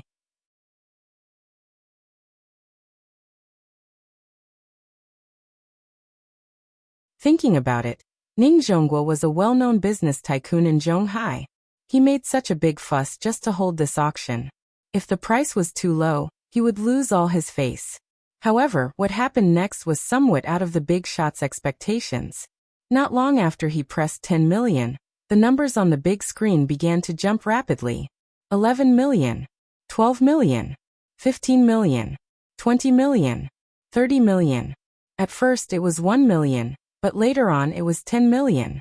By the time he received a reminder and looked at the big screen again, The number on it had already changed to 50 million, a total of 50 million. How long has it been? Less than a minute. The big shot looked a little surprised, as if he hadn't come back to his senses yet. While he was in a daze, the number on the screen had already changed to 55 million. This price had the bidder's name on it. The big shot looked back at the member who made the bid with a little surprise, but he saw that the member looked excited and nervous, as if he was worried that the price would change again. Seeing this, the big shot finally stopped watching the show and began to think about the true value of this pill. None of his family members seemed to have contracted a terminal illness yet, but from the looks of it, buying one to keep at home as a precaution wasn't a bad idea. Thinking of this, the big shot couldn't help but change his expression. He finally pressed a series of numbers on the screen seriously. 60 million. This price should be about right, the big shot pondered. However, when he looked up at the big screen again, he still wasn't the highest bidder. 65 million in cash. This wasn't a small number. And there were 9 more. So the big shot wanted to stand up and ask everyone present, "Is this necessary?" Before he could ask his question, the big screen gave him an answer that he didn't want to see. 70 million. When this number appeared, it was like a bucket of cold water was poured over everyone's heads. The atmosphere in the venue also cooled down a lot. This wasn't a project investment through the company. This was a private payment in cash. 70 million in cash was indeed a bit too much. Everyone present was a sly old fox in the business world, so they were particularly sensitive to cash. Just because he had a net worth of tens of billions didn't mean that he had tens of billions of cash at his disposal. 70 million was already a lot. It was time to think about whether it was worth it or not. Ning Zhonghua stood calmly on the stage. Like Jiang Taigong fishing, he did not say a word. He just smiled and looked at the audience. It seemed that he did not have the professional awareness that an auctioneer should have. Finally, when the 2-minute countdown on the big screen turned red, and there were only 30 seconds left, the bid of 70 million was refreshed. 71 million. Even though it was only a million, it was like reactivating clockwork on everyone present, causing the price to rise crazily again. 80 million. 90 million. 100 million. A pill whose true effect wasn't even certain was sold at a sky-high price of 100 million. Perhaps when everyone finally realized that there were 9 pills left, the number on the big screen finally stopped jumping. The 2-minute countdown ended. 100 million. The transaction was successful. Then an old man with white hair and a beard slowly stood up and politely nodded to all the members present. While he took the lead, he also officially gave a reference standard for the actual value of this pill. With this standard as a reference, the following bids were much simpler. The prices of the next few pills were basically maintained at around 90 million. Once it exceeded 90 million, everyone would consider giving up and waiting for the next pill. Perhaps it was because everyone still had a certain amount of doubt about the effect of the pill. Therefore, when the first few desperate members got the pills they wanted, the price of the pills became lower and lower. The last pill was only sold at 80 million. Then it stopped moving and began the countdown. Ning Zhonghua didn't panic at all. In fact, he didn't care how much money he could get today. Businessmen were after profits. Ning Zhonghua had mobilized all his connections to hold this auction. What he was after was not as simple as money. He had a big plan, Ning Zhonghua thought while looking at the name of the last bidder. But after seeing the name, Ning Zhonghua was stunned for a moment. Then he quietly winked at Zhang Jiada, who was below the stage. And he found the figure of the bidder in the crowd. Su Wei, an old friend. He started by smuggling medical equipment. Later, during the craze of state-owned enterprise reform, he used some means to turn a well-run state-owned pharmaceutical company into his private enterprise. Because of this, he completely integrated into the rich circle of Zhonghai. Ning Zhonghua knew Su Wei more than 20 years ago. The two had some small conflicts back then. But with their own development and growth, the small conflicts had long been forgotten, so when they met, they would still smile and greet each other. As for whether or not they were secretly cursing each other, that was another matter altogether. Su Wei had a good relationship with the other founders. In addition, his pharmaceutical business had been growing over the years. Therefore, he was recommended to join the Binjiang Association. In today's auction, Su Wei didn't want to bid because he had always been at odds with Ning Zhonghua. He started in the pharmaceutical industry. Now Ning Zhonghua casually took out 10 inexplicable pills, and they could be sold for a sky-high price of more than 1 billion in cash. How could Su Wei not be jealous? So after hesitating for a while, Su Wei decided to buy one and take it back to the laboratory to study it. He wanted to see if this medicine was really that magical. If it was really as magical as Ning Zhonghua said, he really didn't believe that with their company's research and development level, they couldn't make the exact same pill. Zhang Jiada was an official member. After this period of recovery, he had gradually walked out of the shadow. Therefore, at Ning Zhonggua's request, he came to help him set up the venue.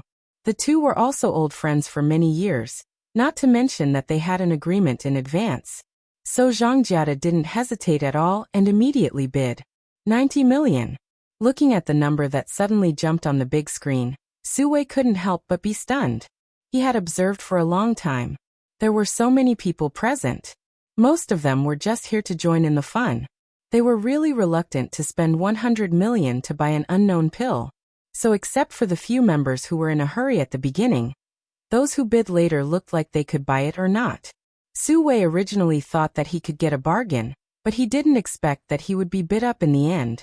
This was the Binjiang auction, not the auction outside. Everyone was a reputable figure, so even if Su Wei knew that Zhang Jiada was very close to Ning Zhonghua, he didn't think that Ning Zhonghua would really let Zhang Jiada be his shill. 95 million. Su Wei gritted his teeth and gave a new offer. But Zhang Jiada didn't even lift his eyelids and immediately followed. 100 million. F*CK.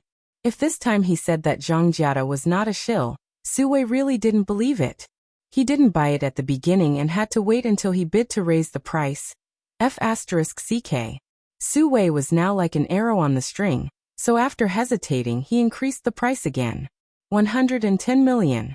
Seeing this, Zhang Jiada immediately glanced at Ning Zhonghua. Ning Zhonghua clenched his right fist, and then quietly lowered his index finger. Zhang Jiada understood, so he immediately increased the price by 10 million. 120 million. This time, Su Wei was really angry. So after seeing Zhang Jiada's bid, he immediately stood up and didn't even bother to lower the price. He directly shouted, 130 million. This was the rhythm of turning hostile. This was the Binjiang auction. Since Ning Zhonghua dared to do this, Su Wei dared to turn hostile. If Zhang Jiada increased the price again, even if it was 1 yuan, Su Wei would flip the table today. Everyone present was smart. Some of the big shots who knew some of the secrets had long understood that Ning Zhonghua was deliberately tricking Su Wei. Ning Zhonghua wasn't really greedy for that little money. He did this purely to annoy Su Wei. So a big shot closest to Ning Zhonghua immediately coughed and shook his head slightly. That was enough. And Zhang Jiada already understood Ning Zhonggua's meaning, so he didn't increase the price and let Su Wei win the last pill at 130 million. The auction was over. After Ning Zhonghua glanced at everyone present, he slowly walked down the steps. He didn't even want to avoid arousing suspicion, and directly sat next to Zhang Jiada. After the two looked at each other, they suddenly burst into laughter. And Su Wei fiercely stared in Ning Zhonggua's direction. The grudge between them had already grown big. 10 simplified version of the energy cultivation pill that was only fit to be eaten by the big cat as a snack. After Ning Zhonghua changed hands, it actually sold for a sky-high price of close to 1 billion. And as the hidden expert that Ning Zhonghua mentioned at this moment, Qinshi was standing in the courtyard she had just rented. Looking at the mountain-like pile of medicinal herbs, she smiled slightly. This time, he must remember to add honey and sugar. There are too many numbers in this chapter. I'm afraid that you'll say that I'm lame, so I combined it into a chapter of nearly 4,000 words. So today is the third watch.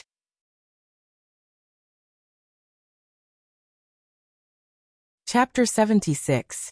Since I'm the author, not giving spoilers is the least I can do. That's why it's not convenient for me to tell you too much about the plot. I hope you can look for it yourself. The following is a review I saw on a book. I'll forward it to you and hope it can inspire you. The author has already said in Qidian that there is only one female lead, Qin Ruoying. In the book, Auntie Zhang said that Qin Ruoying left a message. If you come back and I'm not back, don't look for me. And don't go to my house, because I won't go home. From this, it can be seen that the female lead is not at home, but in a hidden sect. Combined with the female lead's appearance, see Chapter 31. The female lead's pregnancy should have aroused the sect's anger, so the female lead was put under house arrest. In the book, the yellow dress girl, Hao Qing, seemed to be kind enough to reveal the news to the female lead, but she had ulterior motives. After that, the female lead pretended to hate the male lead, and her hatred did not diminish, so as to eliminate the sect's malice towards her daughter and her husband. After the yellow dress girl, Hao Qing left. The author deliberately described the words creak. The door closed again. It also pointed out the deeper meaning of the female lead's house arrest.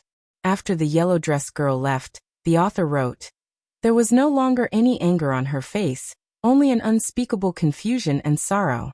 Suddenly, a crystal-clear tear fell from the corner of her eye.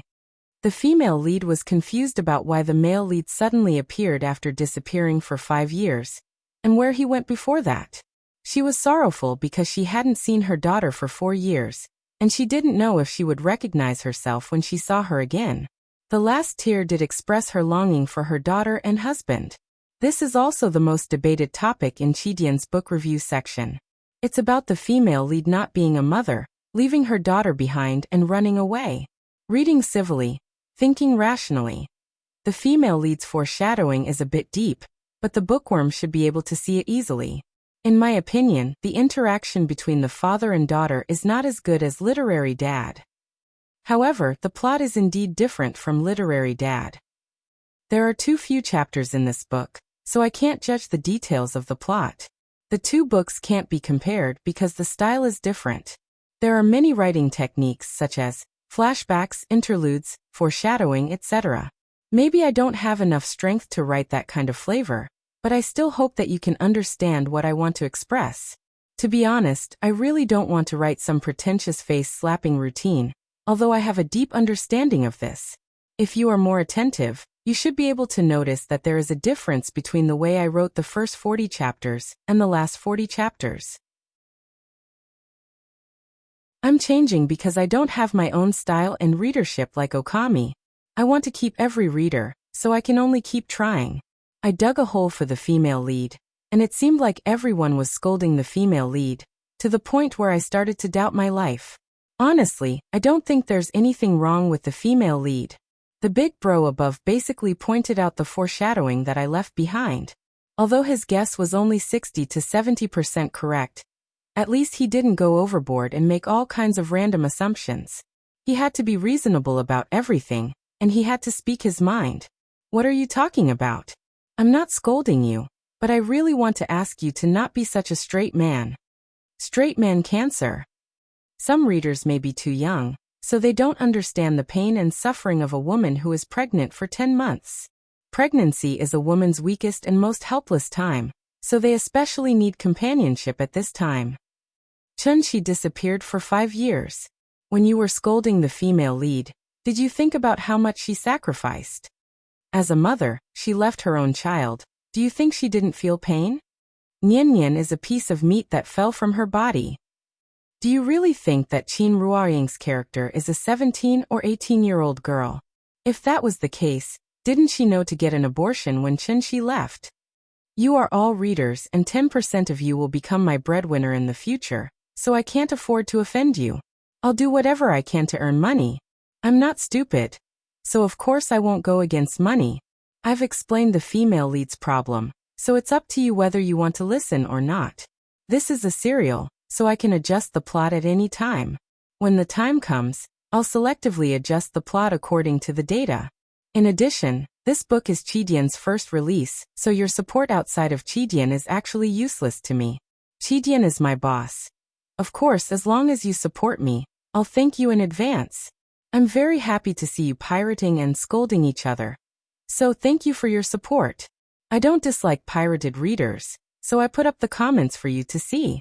I really didn't expect that when most of Qidian's comment section was scolding the female lead, there would be a more fair and objective comment in the pirated comments section. Sigh, this book's reader group. 5117933123.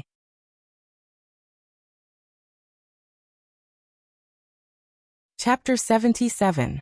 The evening clouds overflowed with coldness, and the silver moon spun the jade plate silently.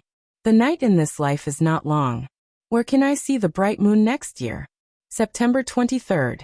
Just after 3 o'clock in the afternoon, Chinchi was already waiting at the entrance of the kindergarten. At this time, he suddenly saw a brand new holiday notice posted on the bulletin board outside the kindergarten. After taking a closer look, he realized that it was the Mid-Autumn Festival. Today was August 14th on the lunar calendar, which meant that tomorrow was the Mid-Autumn Festival.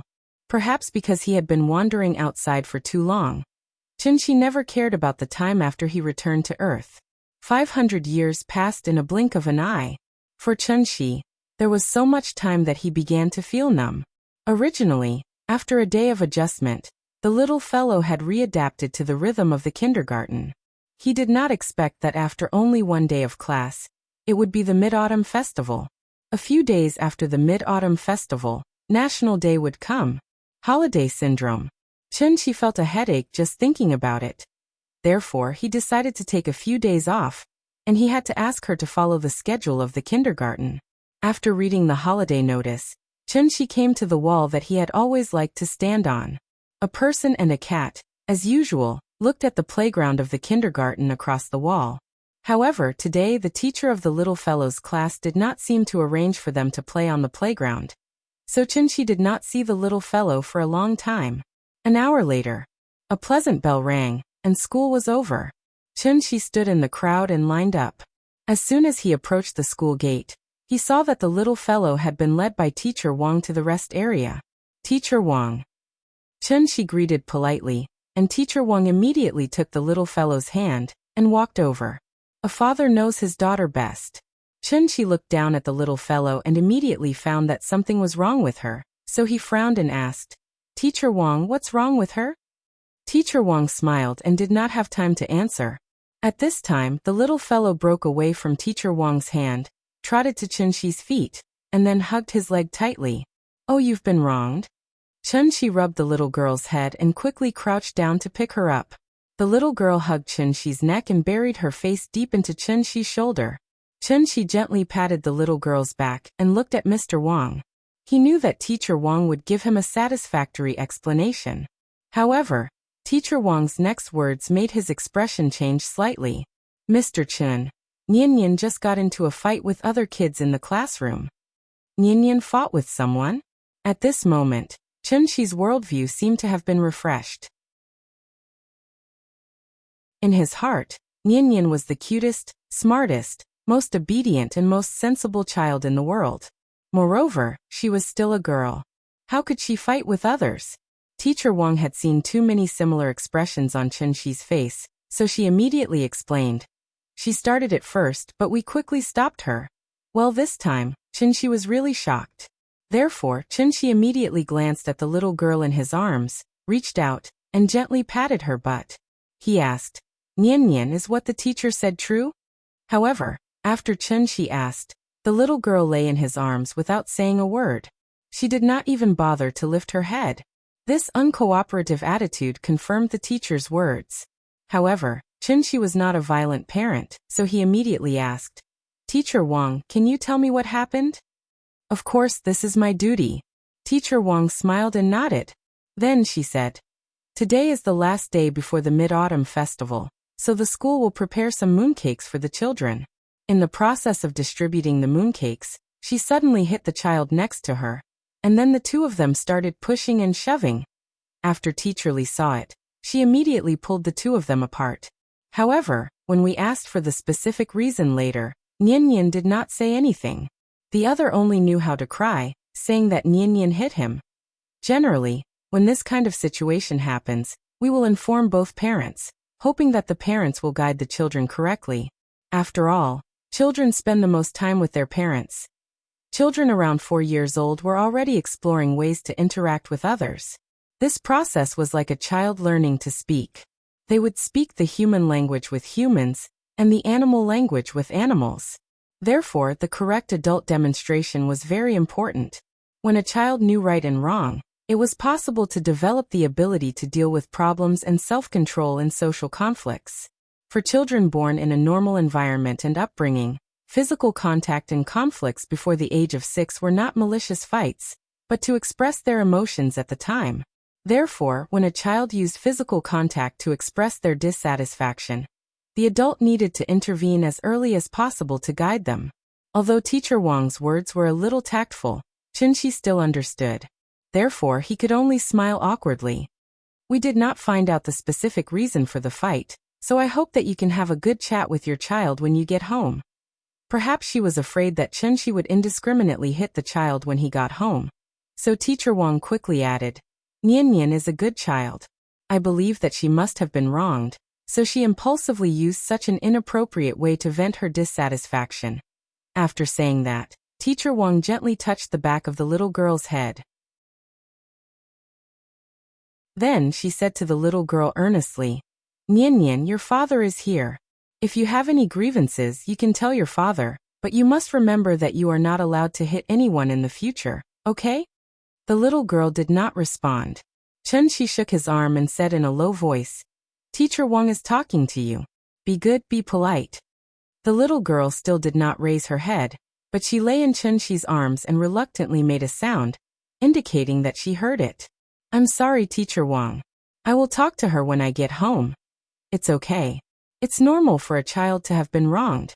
You can have a good chat with her when you get home, but remember, you must not hit her. I know. Thank you, Teacher Wang. Chunxi nodded and was very grateful to Teacher Wang. Before leaving, the little girl was still hiding in Chunxi's arms, not even willing to say goodbye to the teacher. Chunxi had no choice but to carry her on the way home. After walking for a long distance, Chunxi stopped. He squatted on the ground and slowly put the little girl down from his arms. Then, Chunxi pinched the little girl's chubby little face and said with a smile, Okay, now can you tell Daddy what happened? Thank you to the owner of The Wind Blows Down for the 10,000 reward.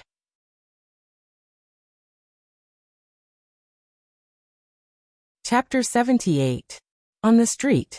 The father and daughter stood on the sidewalk and looked at each other. This place was very remote. Even though it was located in Zhonghai, which was one of the top cities in the country, it was still a mixture of urban and rural areas. On one side was an elevator apartment that was under construction. On the other side was an old building that had been built for a long time. After Chunxi put the little girl down, she faced Chunxi and took a few steps back, then put her hands behind her back. Seeing this, Chunxi wanted to pull her into his arms. But at this time, the little girl took a step back, as if she didn't want Chunxi to hug her. Chunxi looked at the little girl's expression seriously, but found that her expression was a bit strange. She looked like she had been wronged, but she didn't look like she was going to cry. Instead, she pouted and looked very stubborn. 4-year-old children's language skills were not fully developed, so sometimes they could only vent their emotions by throwing a tantrum, rolling around, crying, and other behaviors. Like parents, like children. Aunt Zhang had set a good example for Nian Nian, so Chunxi firmly believed that Nian Nian would not hit others for no reason. Nian Nian, good girl, did you feel wronged? Tell Daddy. Daddy will redress your grievances. Chunxi pulled the little girl again. This time she still wanted to dodge. But if Chunxi really wanted to grab her, how could she dodge? So she was immediately pulled into Chunxi's arms. Tell Daddy, okay? Chunxi scratched her little nose with his hand. At this time, the big cat stood at her feet and meowed at the right time, as if to encourage the little girl. The little girl's long eyelashes fluttered like a fan. Then she twisted her body and said quickly, I want to play with the big cat. Hearing this, Chunxi immediately let go of her. Good that she could talk. The little guy held the big cat in his arms and rubbed his little head against the big cat. Then he put down the big cat and squatted on the ground to stroke its fur. She looked like a child who had been wronged and wanted to hide in the corner and draw circles. Chunxi stood by and waited for her for a while. When he felt that she should be almost adjusted, he said gently, Nian Nian, we should go home. After that, Chunxi bent down slightly and extended his left hand in front of the little fellow. Seeing Chunxi's outstretched hand, the little guy hesitated for a moment before slowly raising his little hand. His big hand held her small hand. The father and daughter pair walked slowly on the street. The big cat followed them from a distance. When a husky saw the big cat, it immediately rushed over with its tongue sticking out. The big cat ignored it, so the husky snorted and circled around the big cat, huffing and puffing. Maybe it found it a little annoying. The big cat suddenly narrowed its eyes, turned its head and growled at the husky. Meow. The sound was not loud, but in an instant, the husky was so scared that its fur stood on end. It immediately jumped far away, and ran faster than it came with its tail between its legs. It did not dare to look back and ran faster than it came. After arriving home, the little fellow seemed to have recovered a lot. Then, she sat directly on the sofa and watched cartoons by herself. Chunshi changed his shoes. Seeing that she was so focused on the cartoons, he did not disturb her and walked into the kitchen wearing an apron. Chunshi tinkled as she fiddled with pots and pans. Usually at this time, the little fellow would run into the kitchen very clingy, and then be gently pushed out by Chunshi with a big smile. She obviously had something on her mind today. As long as humans were conscious, they would naturally have something on their mind. A 2-year-old child would have something on her mind, not to mention Nian Nian, who was already more than 4 years old. It was not difficult to guess a child's mind. In fact, Chunshi had already guessed what was on her mind. It was precisely because of this that Chunshi chose to let her be alone. A child who grew up in a normal environment must have been taught by their parents from an early age. Don't hit people, don't bully people. This was the first time that Nian Nian had hit people. It was precisely because she knew that it was wrong to hit people that she had such complicated emotions when Chunshi took her home. This was actually a manifestation of not daring to face her own mistakes. She did not regret it, but she definitely felt very wronged. Why was it that others bullied her, but she was the one who was scolded in the end? Even if teacher Wang did not blame her, Chunshi did not blame her, either. But at the moment when she hit people, there must be a child with a sense of justice who stood up, shouted that Nian Nian hit people, and then ran to complain to the teacher. Many parents only paid attention to teaching their children not to hit people, and not to bully people. But they did not properly guide their children what bullying was. Nian Nian felt very wronged. Chunshi also felt a little helpless. Others bullied Nian Nian, and Nian Nian also hit others. Could it be that he as a parent had to come forward and kick the child to the moon? Some things seemed very simple, but when it came to it, it would become very complicated. During the meal, the little fellow was silent. After a few mouthfuls with the spoon, she threw the spoon away and sat on the sofa to continue watching TV.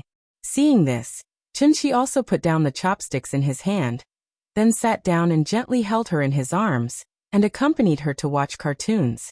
Zhonghai was a coastal city. The sun rose and set very early, and as the sun continued to set, the room became darker and darker. Chunshi got up, and was about to turn on the light in the room. At this time, the little fellow noticed his movements and thought that he was going to leave. She immediately pulled Chunshi's sleeve and said timidly, "Papa, I'm sorry." After saying that, her tears flowed out of her eyes like a dam that had been opened. Chunshi sat back on the sofa. He gently held the little fellow in his arms and comforted her. "Good girl, you didn't do anything wrong." Hearing this, she finally couldn't help crying out. Chunshi waited for her to cry for a while. When he saw that she slowly calmed down, he gently wiped her tears and asked with a smile, "Do you want Dad to beat him up for you?" The little fellow leaned in Chunshi's arms, thought for a while but still shook her head gently. "No, the teacher said that it's wrong to hit people." "It's good that you know." Chunshi rubbed the little fellow's hair very happily, then held her to turn on the light in the room. Then Chunshi picked up the bowl, and fed her step by step.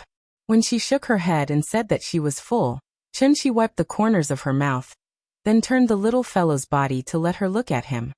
"Nian Nian, remember, it's wrong to bully people, so don't bully people in the future. But if someone bullies you in the future, don't be afraid. Beat him hard for me. Beat him until he doesn't dare to bully you in the future. Do you remember?" The little fellow looked at Chunshi blankly. Her expression was very cute, as if she hadn't come back to her senses.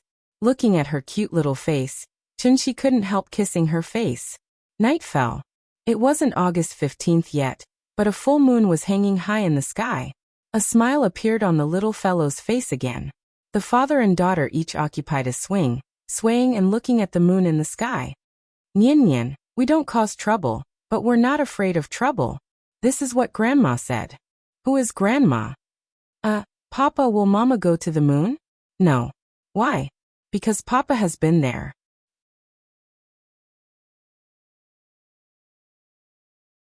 Chapter 79. The next morning, Chenxi's phone suddenly rang. It was a text message notification. Not many people knew his phone number, so his phone was idle all day long. Could it be a message from Auntie Zhang? Chenxi thought as she picked up her phone. However, when he picked up his phone and read the content, he froze. Your savings card account ending with 1517 received 100 million. 00 yuan at 10:29 on September 24th. Your current balance is 106,278,486. 00 yuan. 10 million. 100 million? Without thinking, Chenxi suddenly understood where the money came from. Therefore, he couldn't help but feel a little emotional. It turned out that money was just a series of numbers for rich people. Sure enough, Chenxi didn't wait for long before his phone rang. As soon as he picked up the phone, Ning Zhongguo's hearty laughter came from the other end of the phone. Mr. Chen, the money. Did you receive it? Yeah, I just received it. It's like this. The 10 pills you gave me. I sold them for a very high price through some means. I transferred the extra money to your card. You wouldn't mind me doing this, right? Of course not. I already took the money for the pills. Even if you sold them for 1,000 times the price, that's your ability. It has nothing to do with me. I'm glad you understand. Ning Zhongguo laughed and paused for a second. He then suddenly said, Today is the Mid-Autumn Festival. It's an old custom in our country to visit relatives and friends during the festival, so I bought some mooncakes and wanted to bring them to you. Do you think it's convenient? When Chenxi heard this, he couldn't help but laugh at Ning Zhongguo's words. The more he interacted with Ning Zhongguo, the more he saw Ning Zhongguo's businessman nature. It was a source of power that had been completely integrated into his blood, driving him to move in a direction that was profitable. In fact, there was no distinction between good and bad in a businessman's nature of seeking profit. There was only a distinction between good and bad methods. For example, the method that Ning Zhongguo was using now, Chenxi thought it was a very good method. This also allowed Ning Zhongguo to gain Chenxi's approval. Thinking of this, Chenxi nodded and said, Okay, come, I'll wait for you at home. Hearing this, Ning Zhongguo suddenly laughed and said without any awkwardness, I'm already at the entrance of your neighborhood. Chenxi shook his head with a smile. He was truly speechless at old Ning's eagerness. All right, wait for me. I'll come and get you. After hanging up the phone, Chenxi touched the little fellow's head and said, Daddy will be out for 2 minutes and will be back soon. You just sit here and don't run around, okay? Yes. The little fellow was busy watching the wonderful cartoon at 10:30 p.m. She didn't even turn her head. She just nodded and agreed. Chenxi gave the big cat a look, then walked to the door, changed his shoes and left. Outside the neighborhood, Ning Zhongguo's car was parked somewhere. He was the only one at the gate, holding 2 exquisite gift bags in each hand. As soon as Chenxi walked out of the gate, Ning Zhongguo saw Chenxi's figure and quickly went to greet him. Mr. Chen, sorry to disturb you. How many times have I told you, you don't have to be so polite? Hearing this, Ning Zhongguo laughed and said matter-of-factly, It has nothing to do with being polite. You saved my life, so you're my savior. A drop of water should be repaid with a gushing spring, let alone a life-saving grace. So this is what I should do. Please don't treat me like an outsider. After that, Ning Zhongguo handed the gift bags in his hand to Chenxi and then introduced. The one on the left can't be bought outside.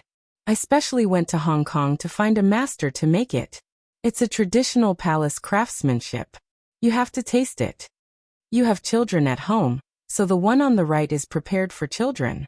The shape is different from ordinary mooncakes. It's cartoon, colorful and very cute. And it's all natural.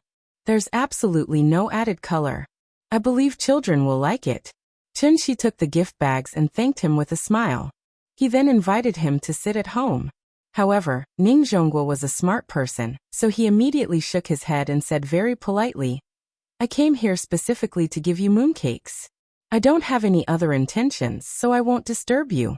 I wish you a happy Mid-Autumn festival. After Ning Zhonghua gave the mooncakes, he waved goodbye to Chen Shi almost without any hesitation.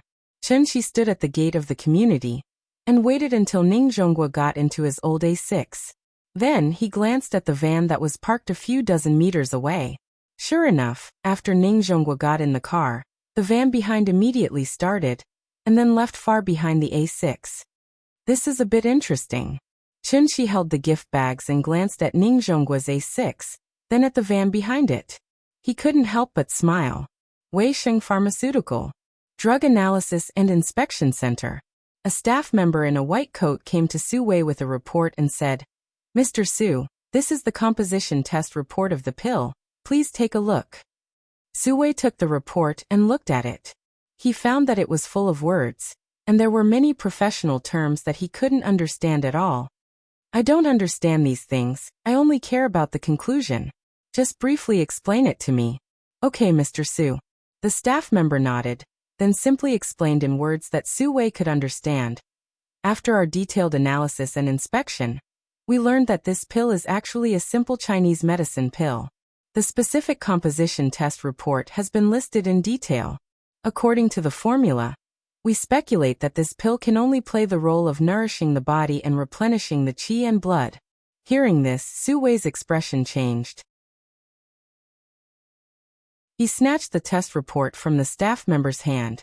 After carefully reading the test results below, his expression became somewhat uncertain. The day before yesterday, after buying this pill at a sky-high price of 130 million, Su Wei immediately sent the pill to the Drug Analysis and Inspection Center. After the Drug Analysis and Inspection Center finished the test, Su Wei gave the pill to an old employee who had been suffering from diabetes for a long time.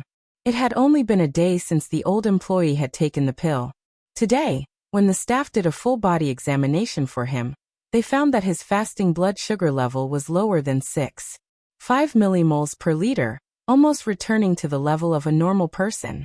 In particular, this pill was really as magical as Ning Zhonghua said. Magical medicine. After seeing the power of the pill, Su Wei immediately became a little excited. Ning Zhonghua was in the shipping industry, and he was in the pharmaceutical industry.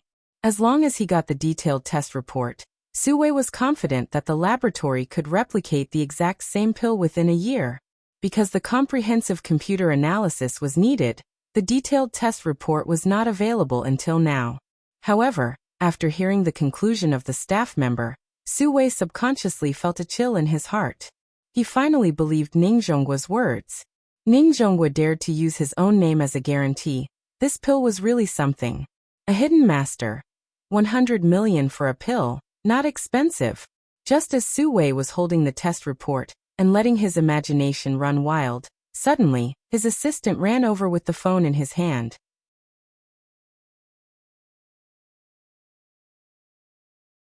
Chapter 80. Chen Shi returned home with the mooncakes in his hand. The little fellow was still sitting on the sofa, watching cartoons obediently. From time to time, she would be amused by the plots in the cartoons. Big Cat also liked watching cartoons recently.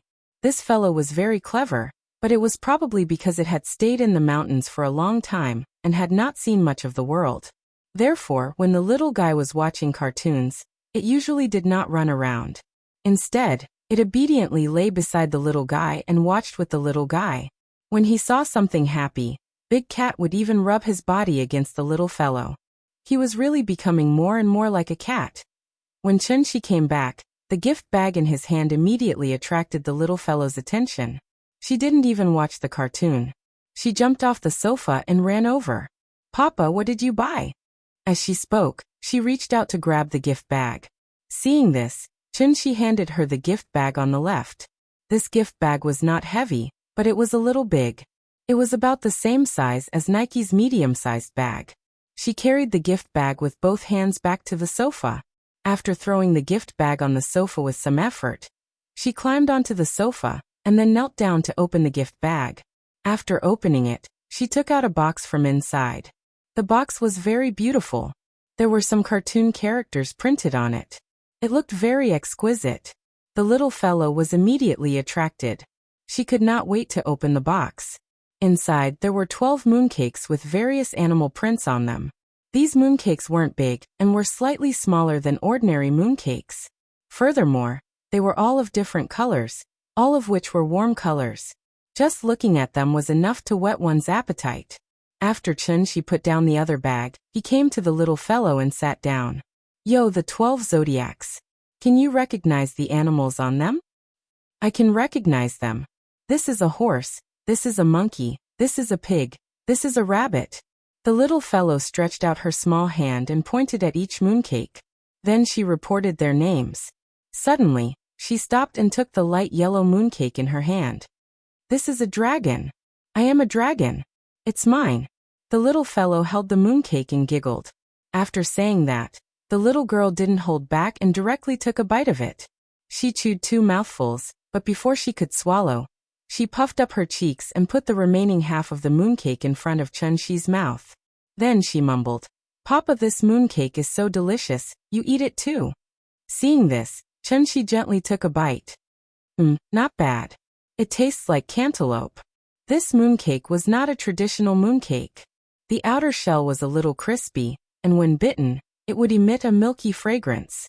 When placed in the mouth and tasted it carefully, one would be able to taste the sweet taste of honeydew. Its filling was like glutinous rice, soft but not sticky to the teeth. There were also some coconut-like things mixed in it, which was very delicious. To be honest, this thing could not be considered a mooncake at all, but a dessert. In Chun-Shi's memory, mooncakes were supposed to be made of egg yolks, red bean paste, 5 kernels and lotus seed. Although it wasn't as delicious as the one in his mouth, it was more traditional. Perhaps it was because this mooncake was too delicious. The little girl ate 3 pieces in a row, and then collapsed on the sofa. When Chun-Shi saw her like this, he knew that there was no need to make lunch today. When she was full, she would naturally start to feel sleepy. The little girl watched cartoons for a while, and unknowingly, she dozed off. Chun-Shi didn't want to wake her up, so he didn't carry her back to the bedroom. Instead, he gently covered her with a cold blanket. But just as Chun-Shi was covering the little girl with the cold blanket, his phone suddenly rang. Immediately, Chun-Shi was startled, and he quickly picked up the phone. The phone call was from Lin Xian. After Chun-Shi ran into the bedroom, he said into the phone, "Hello. It's me, Lin Xian. I know, what's the matter?" It's nothing. I just wanted to ask, do you have any plans for the Mid-Autumn Festival?" Her voice sounded a little hesitant. It was slow, but there was a rare gentleness in it. Chun-Shi thought for a moment, but he pretended to answer casually, "It's nothing. I just let her play too much a few days ago, so I'm going to tutor her at home for the next 2 days to adjust her. Otherwise, she'll cry for half a day when she goes to school." There was a moment of silence on the other end of the phone. Then Lin Xian's voice became a little lighter. "Oh, then it's nothing.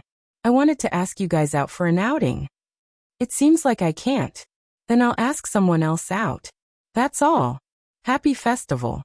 Happy festival." After dinner, the little girl watched cartoons for a while. When the moon rose, Chun-Shi took her to the courtyard again. Children couldn't watch too much television, so it was a good choice to take her out to admire the moon. So the father and daughter sat on the swing like yesterday and admired the moon. Perhaps it was because she was in a good mood today. The little girl chewed on a mooncake while shouting for Chun-Shi to tell her a story. Seeing this, Chun-Shi told her the story of Chang-Yi flying to the moon.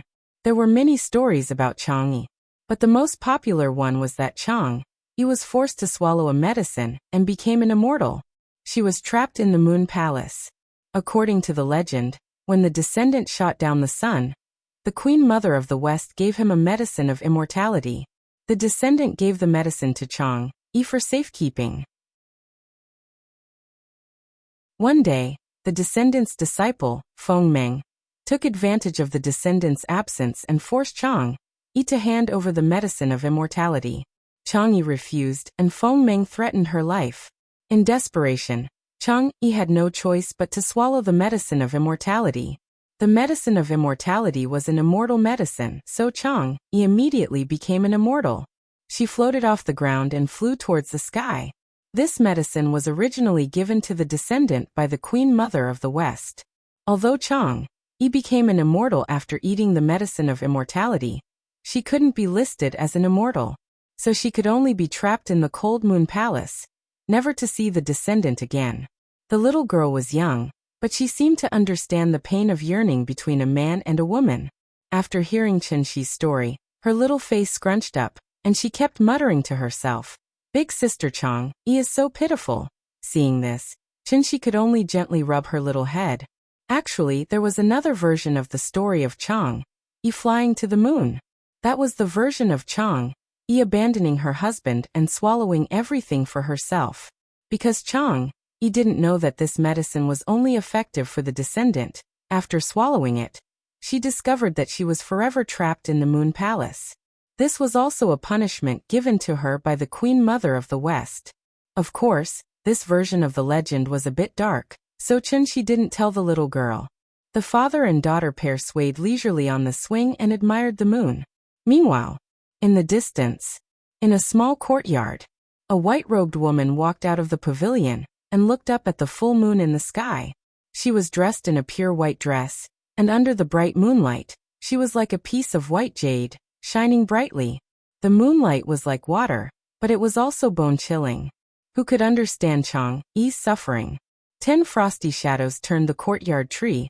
This evening bound people to a corner. Not necessarily. Chang-Yi was without sorrow and hatred. The jade toad was cold and the osmanthus was lonely. Asterisk asterisk asterisk asterisk asterisk asterisk asterisk asterisk asterisk asterisk chapter 76. Someone asked the use of the poem at the beginning, saying, "I am water." Now let me explain. That poem corresponds to this one. Both poems are called Mid-Autumn Moon. One is by Su Shi, and the other is by Yen Shu. Both poems have metaphors. Putting aside the metaphors, these two poems perfectly fit the theme of this book.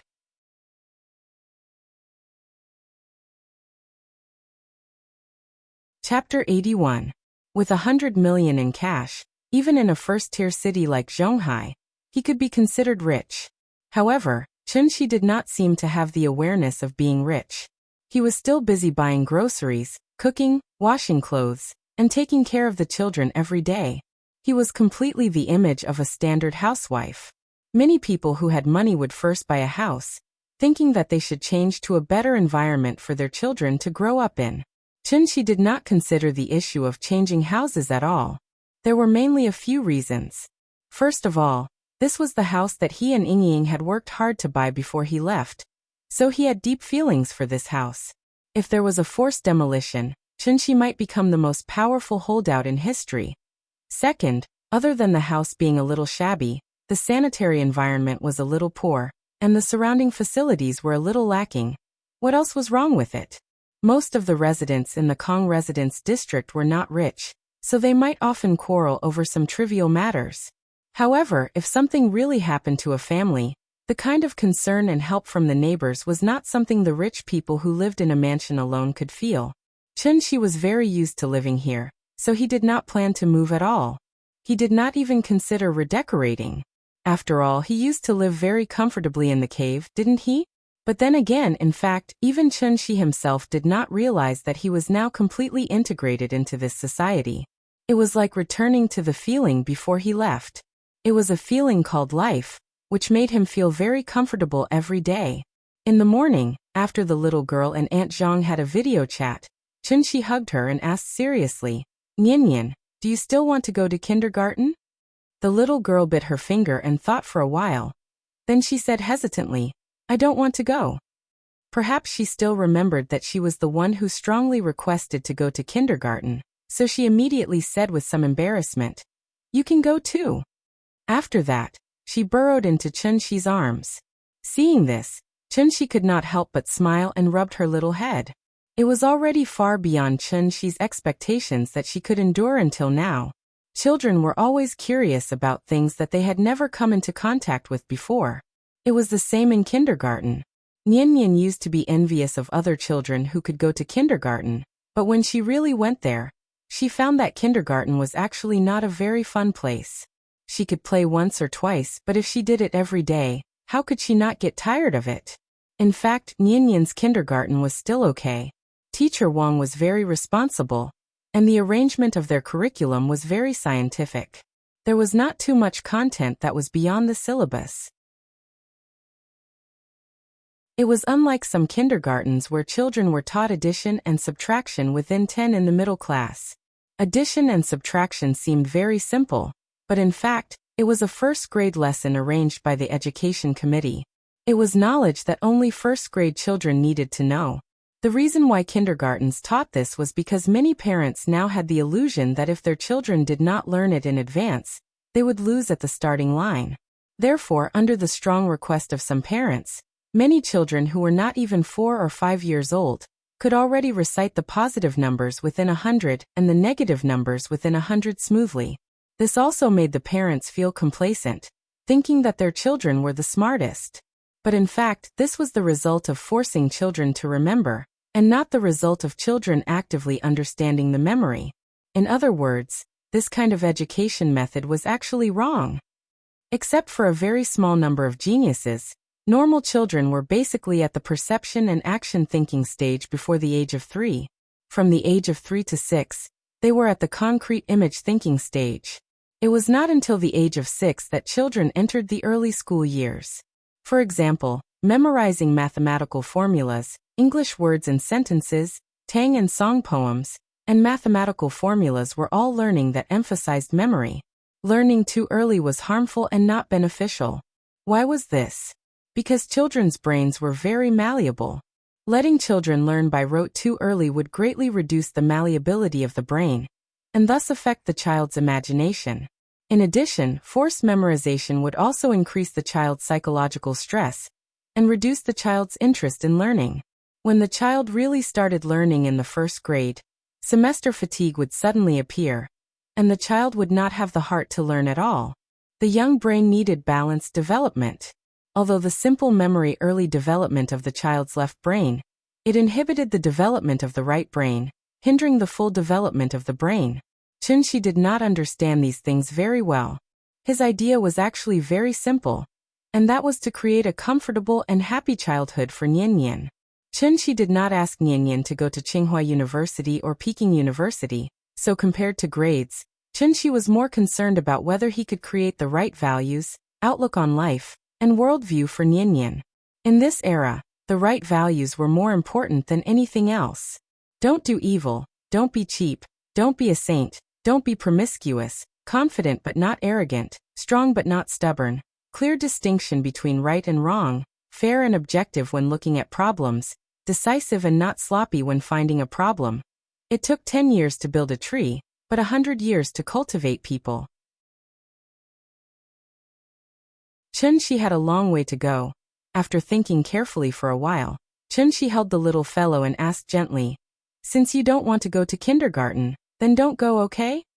Hearing this, the little fellow immediately jumped up excitedly, hugging Chunxi's neck and giggling. "I don't want to go. Papa is so nice." Moo. She was now more and more clingy to Chunxi, and of course, she did not want to be separated from Chunxi. After laughing for a while, the little fellow suddenly tilted her head and thought for a while, then pouted and asked, "But the teacher said that adults have to go to work, and children have to go to school. If I don't go to kindergarten, then what should I do?" Chunxi gently pinched her little nose, then said with a smile, "You're still young. You just need to eat more and grow up quickly. Children can do what they like, so I won't force you.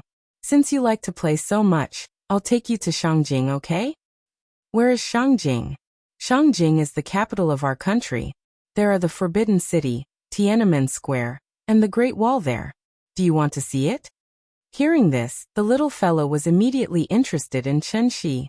She stood on Chunxi's legs and jumped up and down. "I want to go. Yes. I want to see the Great Wall." She did not know about the Forbidden City and Tiananmen Square, but she had seen the Great Wall in children's picture books since she was a child, so she was immediately interested. "Then we'll set off tomorrow. When it's National Day, I can take you to Shangjing to see the military parade." "Okay." Every festive season he missed his family. Perhaps he was infected by the festive atmosphere, Chunxi suddenly missed his family very much. Nian and Yingying were his only family in this world. Yingying went to Shangjing 3 years ago, and since then, there had been no news of her. After this period of time, the little fellow had gradually adapted to the days when Aunt Zhang was not around. As long as her father was around, she would not be afraid of anything unfamiliar. It was precisely because of this that after careful consideration, Chunxi finally made the decision. It was time to take the little fellow on a journey to find Yingying. A child could not live without a mother, and he could not live without a wife. Shangjing. We're coming. Thank you Lulu Died July for your great reward. Thank you. Would you use 001 for the 10,000 coin reward? Thank you to A Leaf of Red Maple from newly transformed Crow Cave for your great reward. I'll check this chapter from time to time. Some readers may have scolded me before, but they have high resistance to drugs, so they still read until now. So, I have to apologize to you. Because as long as it's a bad review, I'll delete the post and permanently ban it. But I only know how to ban it, and I don't know how to unban it.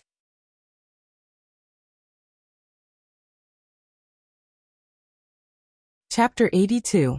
To be honest, the real reason why Chunxi wanted to go to Shangjing so quickly was, he had money. After all, Shangjing was the capital of a country, and the cost of living there was not low. A few years ago, it was very popular to move to the north. Many outsiders with dreams came for the first time. At first, they did not even have a stable income and could not afford the rent, so they could only live in extremely bad conditions in the basement. That kind of life was very bitter just thinking about it. Chunxi was not afraid of hunger or cold. He was completely a humanoid mecha, and the kind that did not consume electricity. If it were not for the little girl, he would have gone straight to Shangjing the moment he received the news about Yingying. It was not easy being a father, and he was afraid that his child would be wronged. So no matter how much he longed for it, he could only take good care of his child first. Now that he had money, Chunxi could finally fulfill his ambitions. He took Nian to eat and play along, and slowly walked and looked for her. He treated it as a vacation. Yingying last appeared in Shangjing, and it had been 3 years since then. So, Chunxi did not have high expectations for the result of this trip. He really did not have much hope. But what was the difference between a person without dreams and a salted fish? He had to try first. Now that he thought about it, Chunxi really regretted it. If he had known that 100 years in the heavenly jade world was only a year on Earth, he would have cultivated for a while more before returning. It was all because he was too excited when he received the news that he did not want to wait a moment longer. He set off in a hurry and paid a heavy price because of it. He had not been able to comprehend the true meaning of the word void. So he had not been able to step into the void transformation realm. This was also the reason why his master said that this was the end of his life. If he could calm down and cultivate in seclusion for 100 years, even if he had not stepped into the void transformation realm, he would have touched the threshold. Unfortunately, it was too late for regrets. Chunxi's return was exchanged for by burning his blood essence. If the spirit energy of heaven and earth was the origin of all things, then blood essence was the origin of immortal cultivators.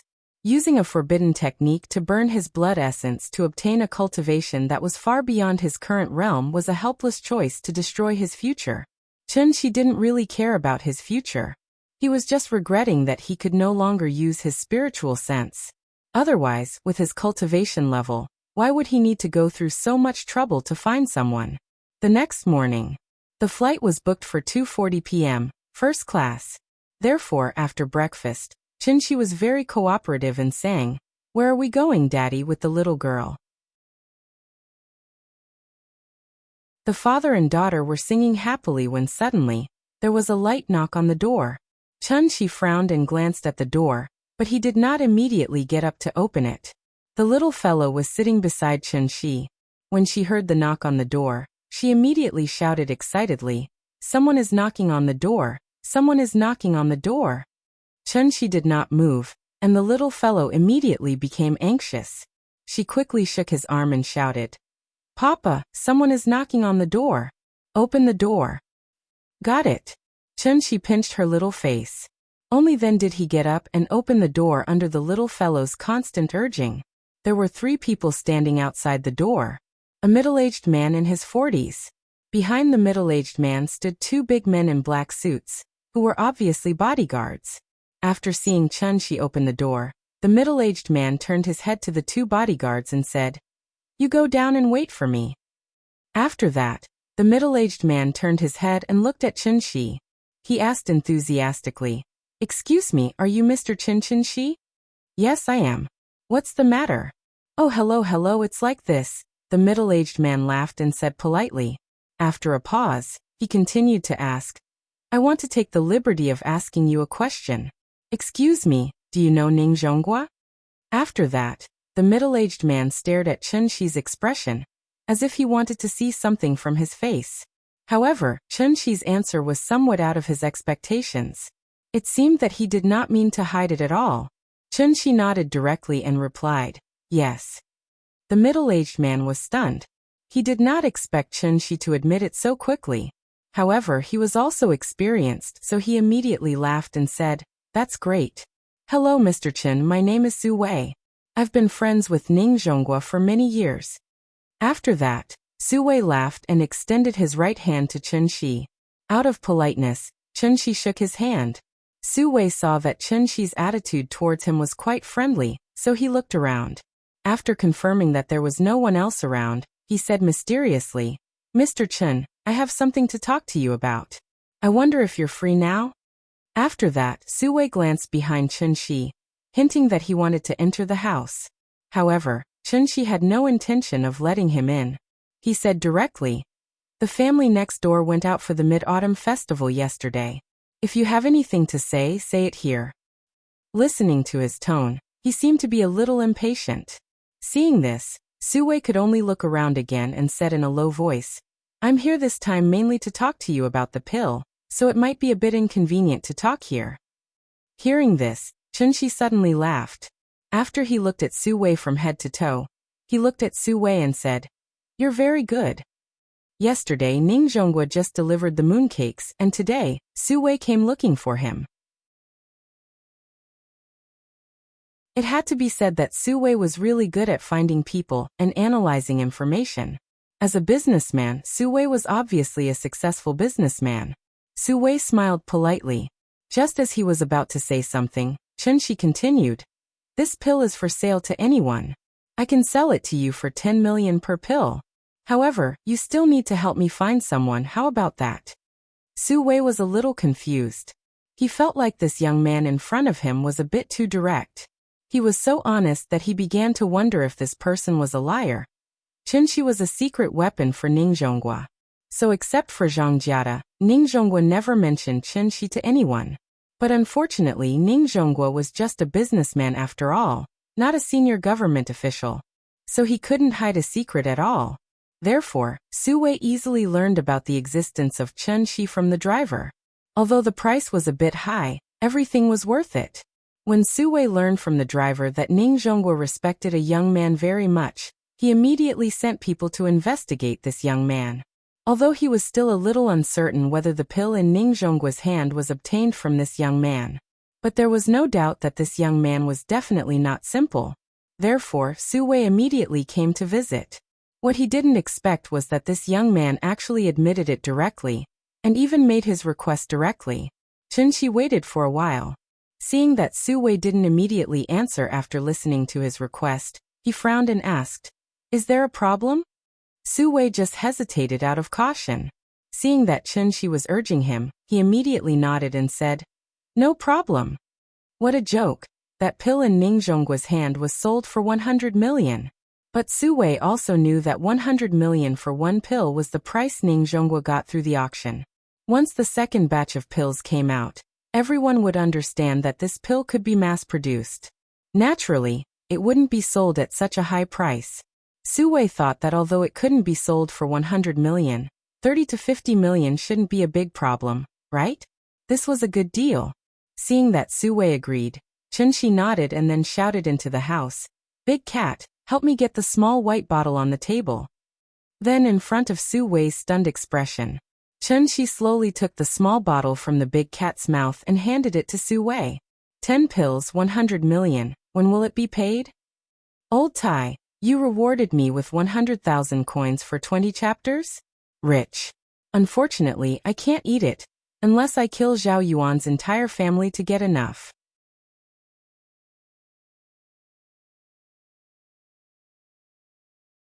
Chapter 83. After Su Wei left Kongju community and got into his car, he still felt like he was living in a dream. It was too smooth. It was so smooth that he couldn't help but wonder if he had been tricked. That Mr. Chen didn't look like a hidden expert at all. Instead, he looked more like the owner of a small store on the ground floor of the community. He smoked all day, sat in front of the cashier with his legs crossed, and watched TV. He didn't care when customers came, and when the customers finished choosing, he would naturally take the initiative to put the money on the cashier. All he had to do was count the money. Mr. Su, where are we going? The driver's voice awakened Su Wei from his chaotic thoughts. He froze for a moment, then gritted his teeth and said, "To the lab." Although it was almost impossible for Ning Zhonghua to predict that he would set a trap for him here, Su Wei was still a little worried, so he was going to let the lab test the ingredients of this pill again to make sure that the 10 pills in his hand were exactly the same as the previous ones. Su Wei didn't dare to let his employees test the pills again. After all, this pill was too expensive. Su Wei didn't know Chen Shi as well as Ning Zhonghua, so it was normal for him to have some doubts. But in fact, in Chen Shi's eyes, this pill was only fit to be a snack for the big cat. The energy pill was mainly used to improve a person's physique and heal chronic diseases in the human body, so the effect was very obvious for the first time. The reason Chen Shi didn't refine a higher-level pill was mainly because the little girl was too young. Chen Shi still wanted her to have a normal childhood. Otherwise, the little girl would become a human-shaped Tyrannosaurus if she ate a higher-level pill. How could she play with other children then? Before he could scare others, the little girl would already think of him as an alien. After lunch, Chen Shi looked at the time and thought that it was about time to leave, so he put a note on the door. "I'm going somewhere far away." But this time, he didn't write down when he would be home, but left his phone number. After all, he didn't know how long he would stay in Shangjing, so it was safer to leave his number. This trip was still as light and simple as last time. Chen Shi didn't bring any luggage. He planned to buy new clothes for the little fellow when they arrived in Shangjing. They arrived at the airport. Perhaps the painful experience last time had left a shadow in the big cat's heart, so it was unwilling to get down from the little guy's arms. Seeing this, Chen Shi could only glare at it fiercely. Chen Shi's eyes were very lethal, so Big Cat immediately cowered. Thus, it had no choice but to obediently jump down from the little fellow's arms and leap out like a black shadow.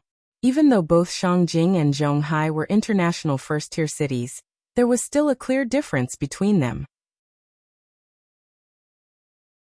As the saying goes, Shangjing is noble, Zhonghai is foreign. Zhonghai had only been open for about 160 years, but Shangjing was an ancient city with a history of over 3,000 years. Therefore, Zhonghai was still too young compared to Shangjing. Shangjing was an inland city, and there were many industries, so the smog was very serious.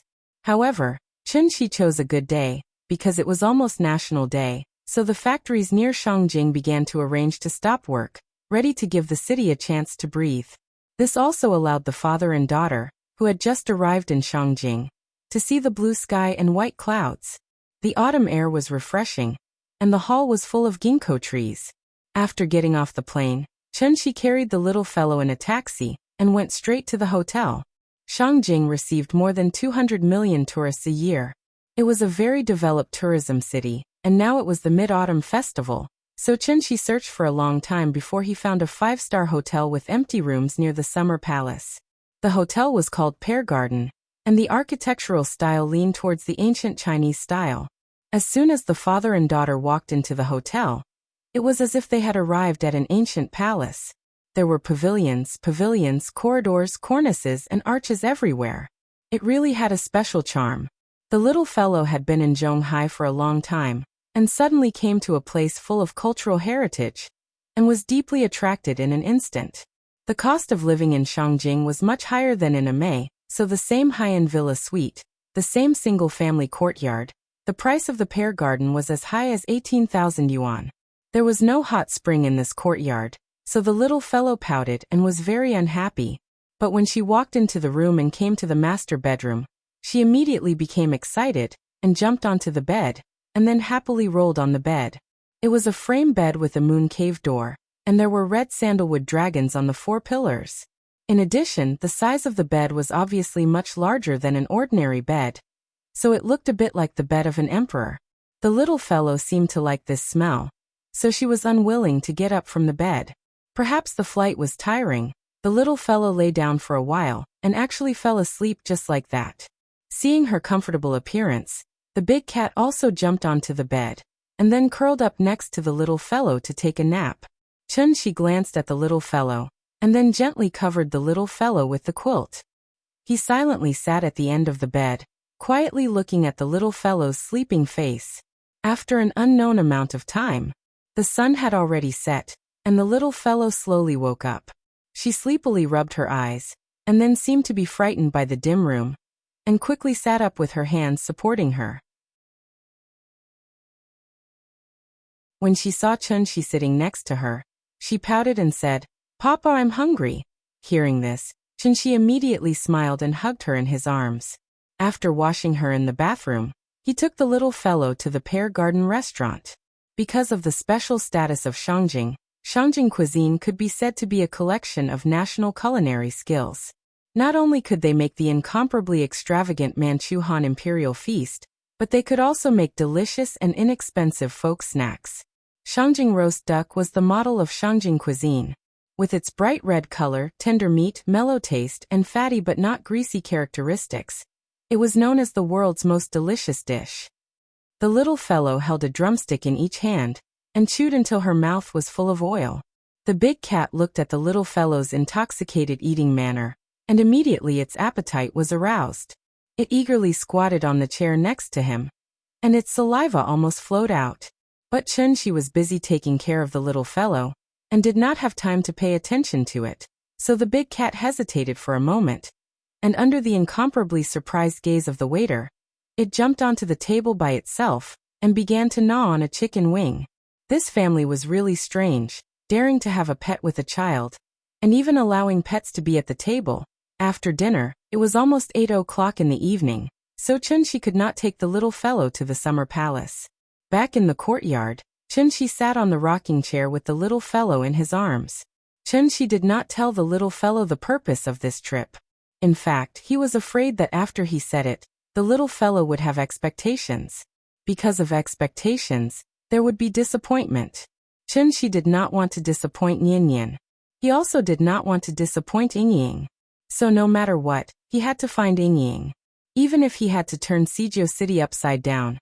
Asterisk asterisk asterisk asterisk asterisk asterisk asterisk asterisk asterisk asterisk. Thank you, Miss Ning Xiaojia, for being promoted to the chief. Thank you, Miss, quietly watching flowers bloom and fall, for the reward of 10,000 coins.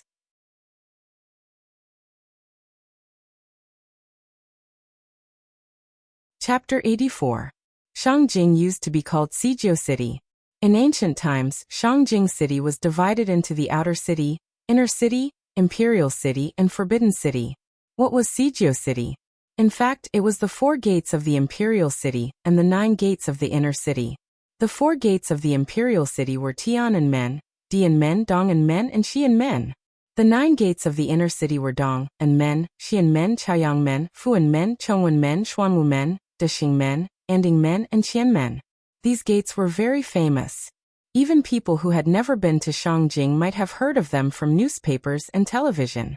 When some of the older people in Shangjing were bragging, they would tell others that their ancestors lived in Sijio City with their Beijing accent. That was because in the Qing dynasty, the emperor lived in the Forbidden City, the royal family lived in the Imperial City, and the commoners and Han people could only live in the Outer City. By saying this, he was actually trying to express that his ancestors were relatives of the imperial family. As for whether it was true or not, only God knew. Taizu once said, "The temple is small, but the gods are big, and the pond is shallow."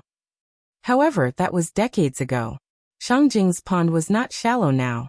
It was not an exaggeration to say that there were hidden dragons and crouching tigers. Just like a joke, if one stood on the street and threw a brick casually, It might hit a few officials.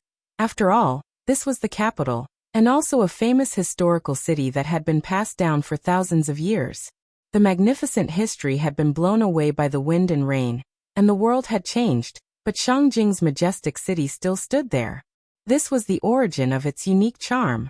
At 8:30 in the evening, it was neither too early nor too late. In addition, the little girl had already slept, so after Chunxi accompanied her in the courtyard for a while, she started to clamor about going out to see Tiananmen. This was outside the 4th Ring Road. It would take more than an hour to take the subway from Summer Palace to Tiananmen. Even if there were no traffic jams at night, it would take at least 40 minutes. Therefore, Chunxi wisely rejected her request. The little girl refused and kept clamoring to go out and play. She almost rolled on the ground and threw a tantrum. She had just woken up and eaten, so of course, she was full of energy. Seeing this, Chunxi had no choice but to agree to take her to Summer Palace. The Summer Palace would open at 8 o'clock, and tourists were not allowed to enter. However, Chunxi did not intend to enter from the front door. He carried the little girl and walked around the outside of the Summer Palace. Eventually, they arrived at a secluded path. After that, Chunxi looked around and confirmed that there were no cameras around. He held the little fellow in his arms and lightly stepped on the ground.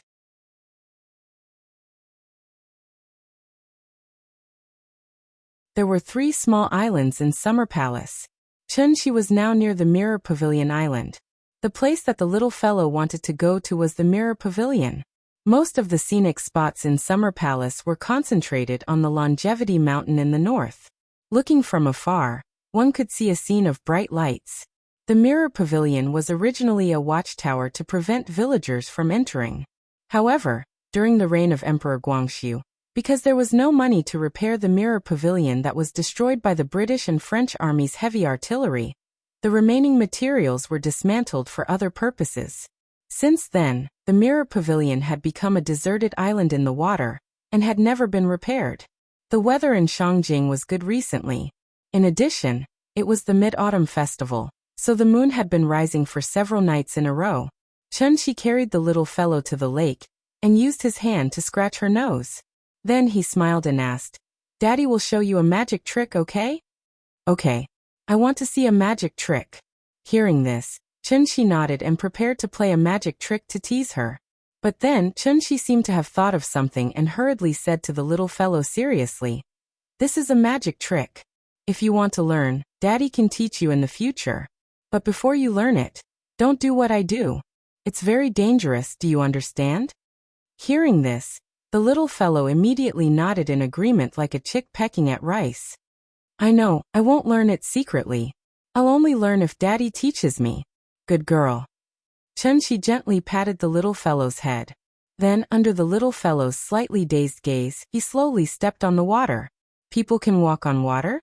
Everything that was happening in front of her was clearly beyond the scope of the little fellow's understanding. So she immediately opened her mouth and said, "Daddy." But as soon as she shouted, the little fellow reacted. Then, she quickly covered her mouth with her hand, and let Chunxi take her slowly to the deserted island. It was not until Chunxi walked a distance that the little fellow seemed to finally come to her senses. She did not feel afraid. Instead, she curiously rested her chin on Chunxi's shoulder, and looked at Chunxi's heels.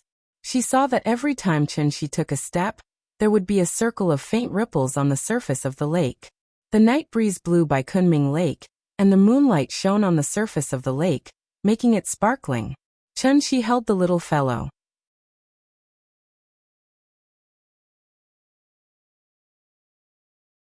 Chapter 85.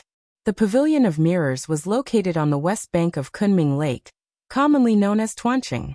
Therefore, this lake on the southwest side of Kunming Lake was also known as Lake Tuanqing. The outer circle of the Pavilion of Mirrors was about 60 meters in diameter.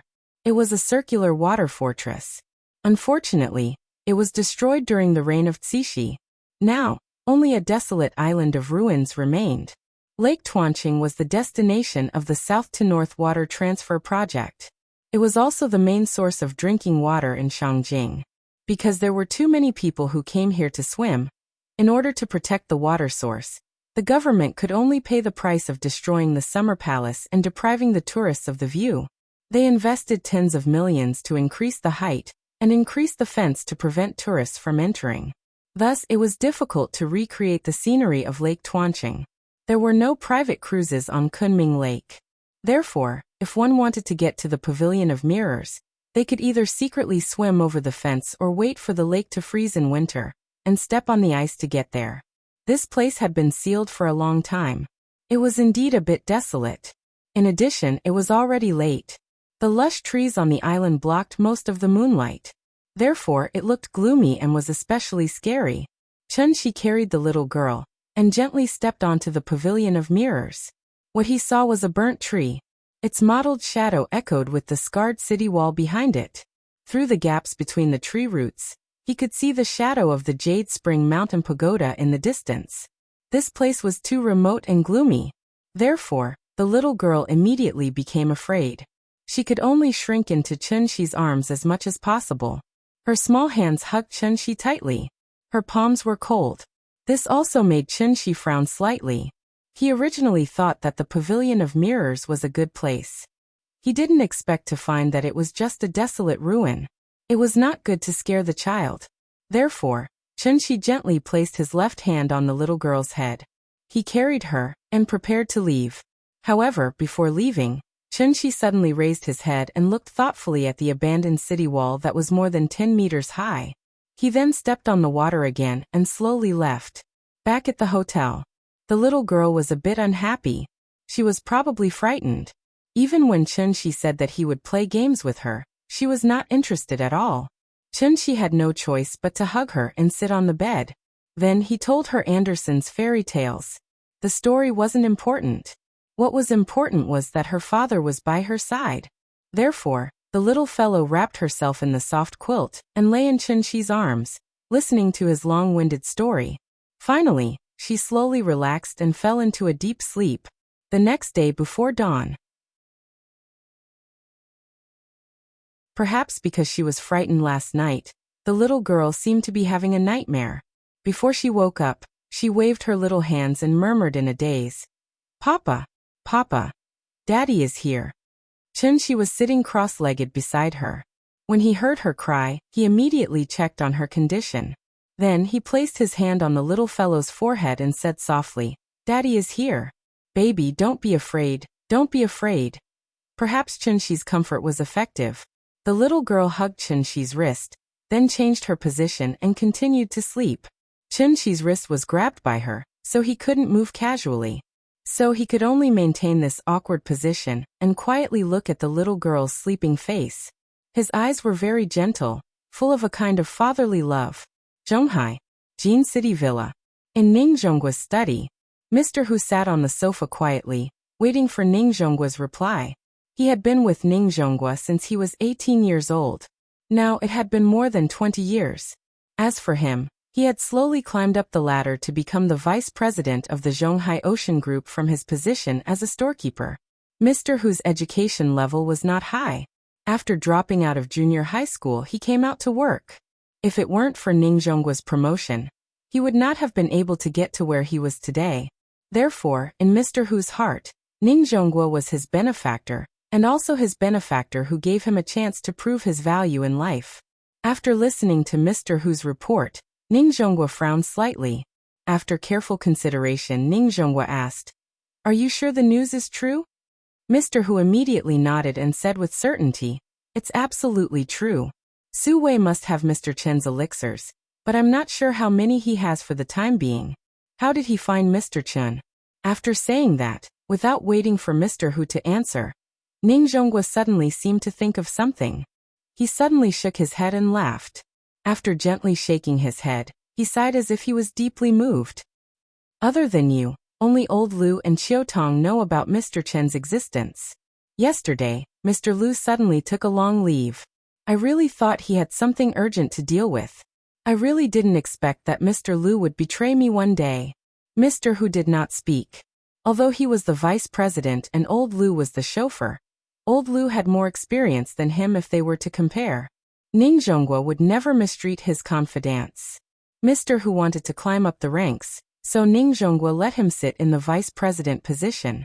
His position in the Ocean Group was second only to Ning Qiutong. Mr. Liu was not so career-oriented. Ning Zhonghua wanted to transfer him many times, but Mr. Liu refused with a smile. Therefore, Ning Zhonghua could only give him a big red packet every year, which was as thick as Mr. Hu's annual salary. Ning Zhonghua sighed for a while, but he did not seem to care too much about this matter.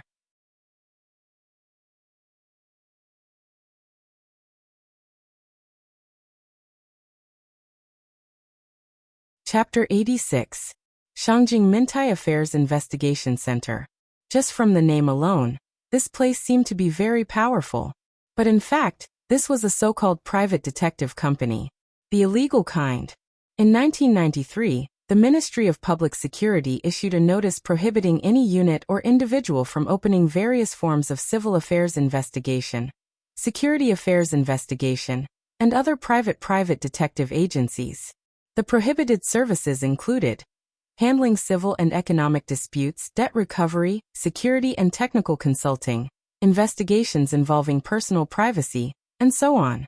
In 2002, the State Administration for Industry and Commerce Trademark Office adjusted the scope of trademark registration.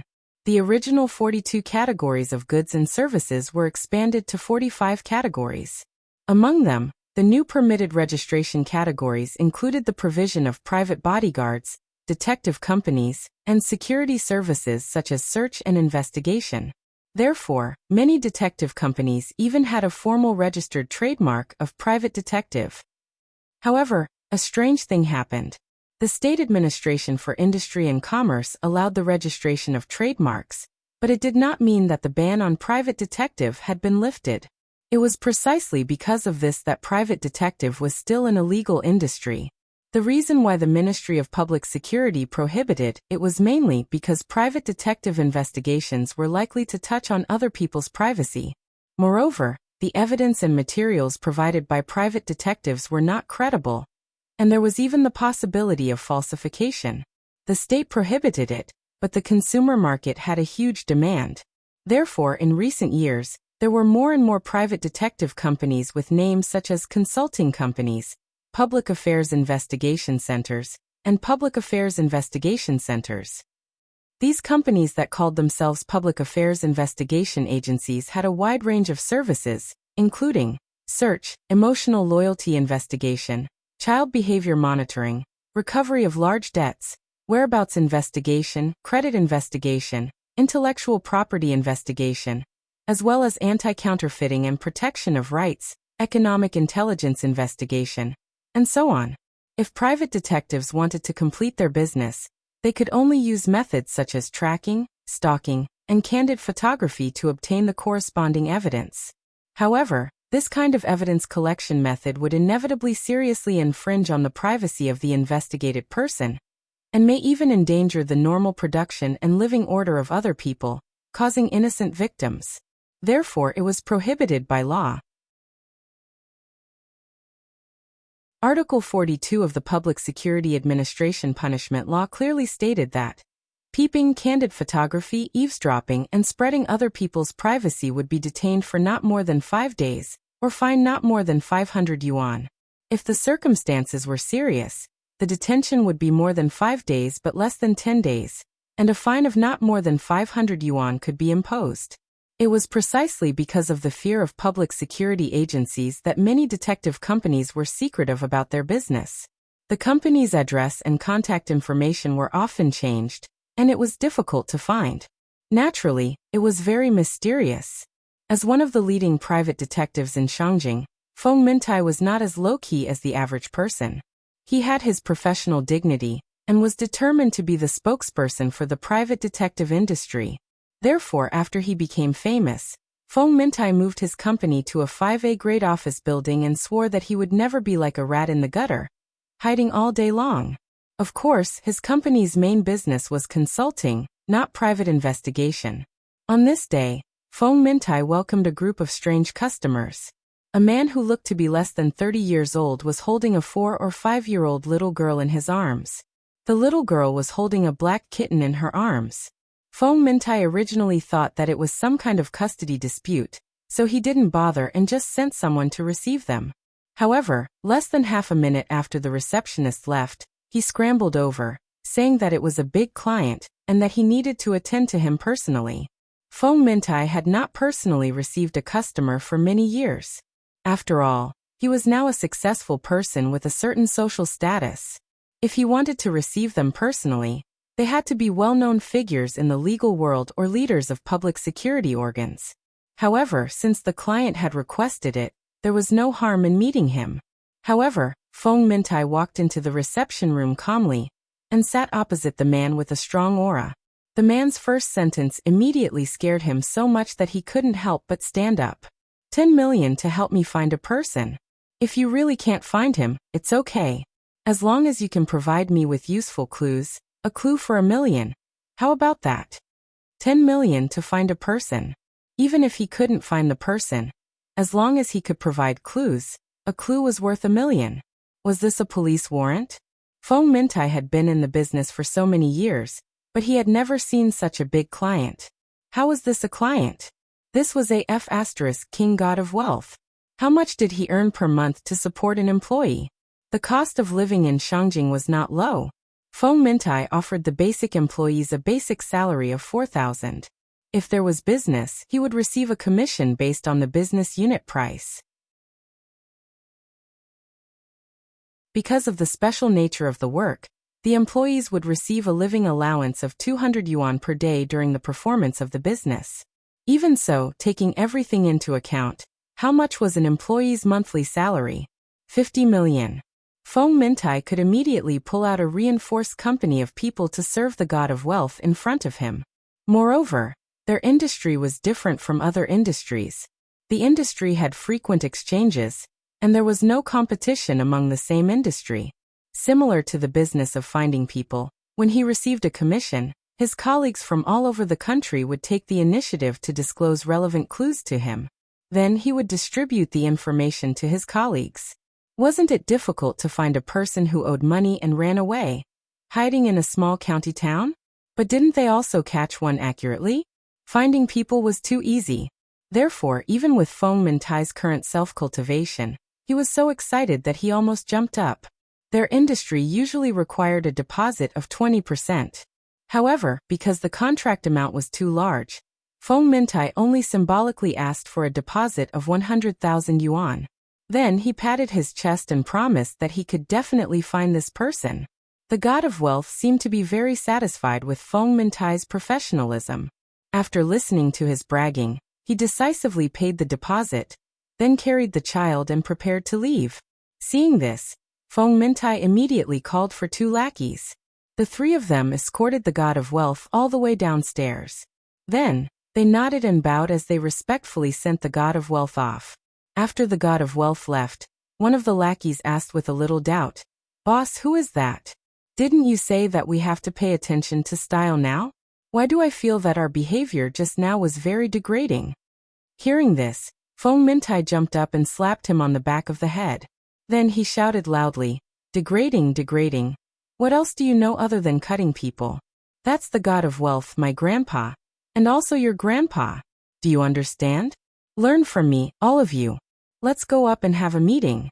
Call those guys back. Let's get to work."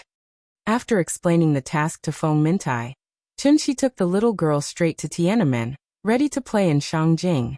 What he didn't know was, just as he was looking for the help of a private detective, in Zhonghai, Ningzhonghua and Suwei also took action.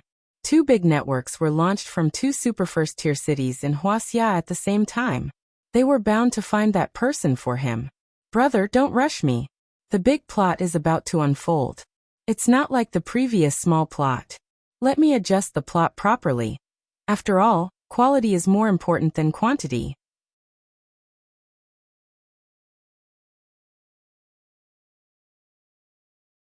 Chapter 87.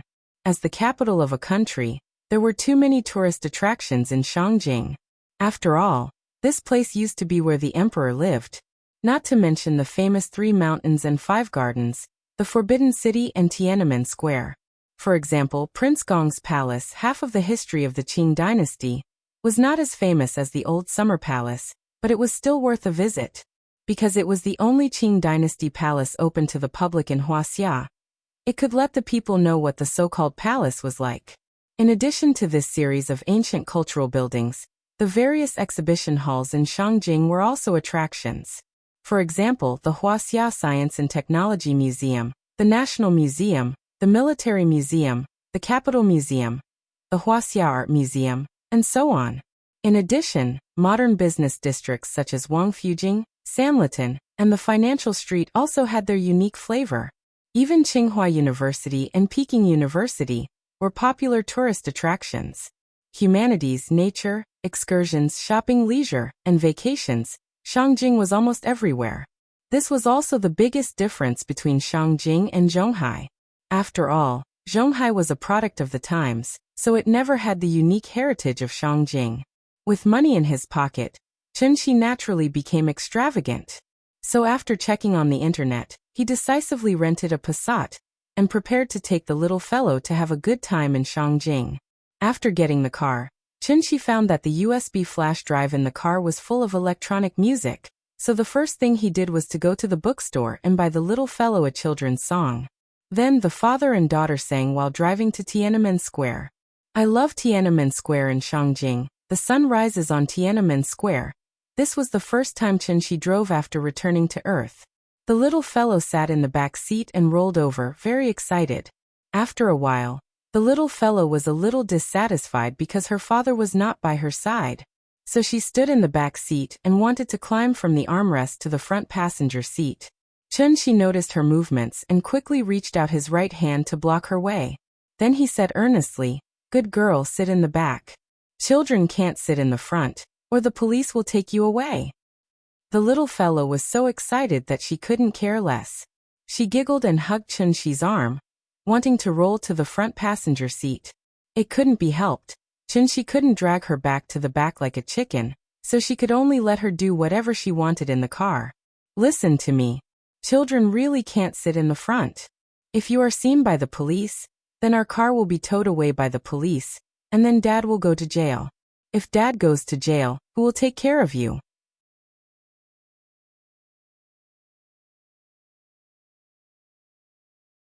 Huaqing, you really don't have to compete with me. Because I didn't arrange it, and it's not what I wanted.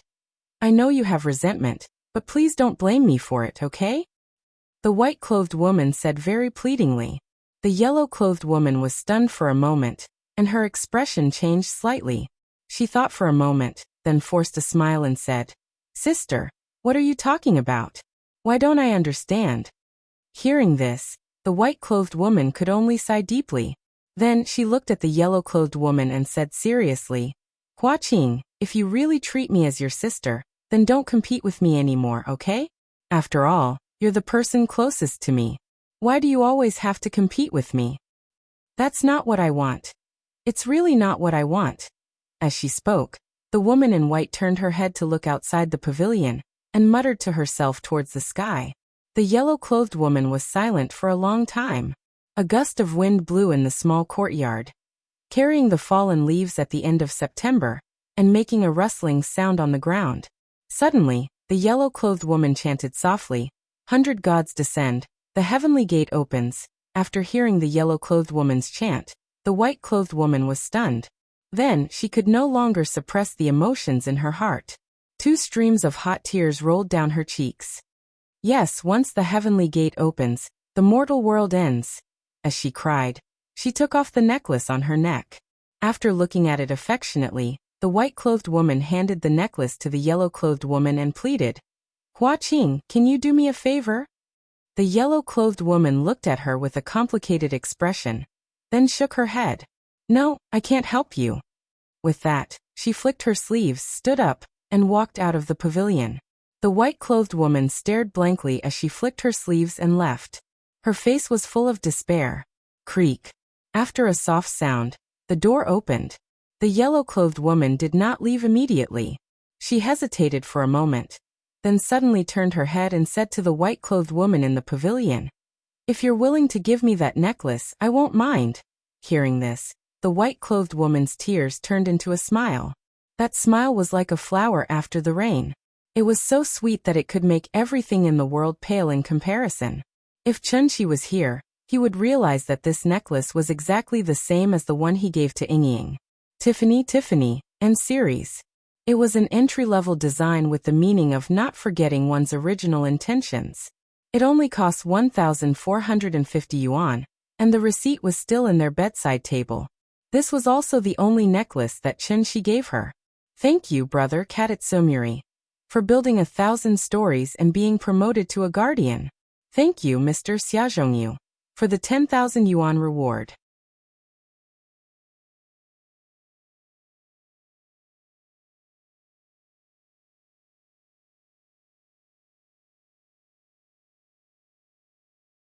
As a result, the simplified version of the Peiyuan Dan that Chunchi casually refined was actually crowned with a resounding name by others. Defying the heavens and changing fate, the king of hell is worried. Su Wei and Ning Zhonghua were two different types of people. But after all, he was also a successful businessman, so just by relying on his own businessman's intuition, he inadvertently took away the plate that Ning Zhonghua painstakingly set up. Su Wei originally thought that this medicine could only be sold for 30 to 50 million, but it was not until now that he truly understood the value of this medicinal pill. Su Wei didn't know whether Ning Zhonghua was angry or not. But he was angry now. It was 2 o'clock in the morning, but two strangers broke into his house. The appearance of these two people could be accurately described with one word: short and vigorous. They were not tall, about 1.7 meters, and their skin was a little brown because of long-term sun exposure. When they opened their mouths, they spoke a language that Su Wei had never heard before. Can you two change to a language that I can understand? Su Wei sat on the sofa in a bathrobe. He raised his hands high and spoke carefully while secretly looking at the bodyguard who was lying on the ground at the door. He didn't know whether he was dead or alive. Give us the medicinal pill. Hearing this, one of them spoke awkwardly in Mandarin while strangling Su Wei's neck. He completely put on a posture that said he would kill him if he didn't give it to him. What medicine? Su Wei still wanted to play dumb, but as soon as he finished speaking, he regretted it. Because these two people obviously came prepared. When they heard that he was playing dumb, they immediately punched his lower abdomen. Bang! After that punch, Su Wei almost fainted because of the pain. The man pretended to hit him again, and Su Wei repeatedly begged for mercy. Stop! Stop hitting me. I'll tell you the truth. I've already sold all the medicinal pills. As soon as he finished speaking, Su Wei's lower abdomen was heavily punched again. And after this punch, Su Wei immediately spat out a mouthful of blood. Wait, Su Wei was nearly 50 years old. Wine, women, avarice, and temper had already destroyed his body, and he was reluctant to eat the precious medicinal pill, so after taking 2 punches, Su Wei obviously couldn't bear it.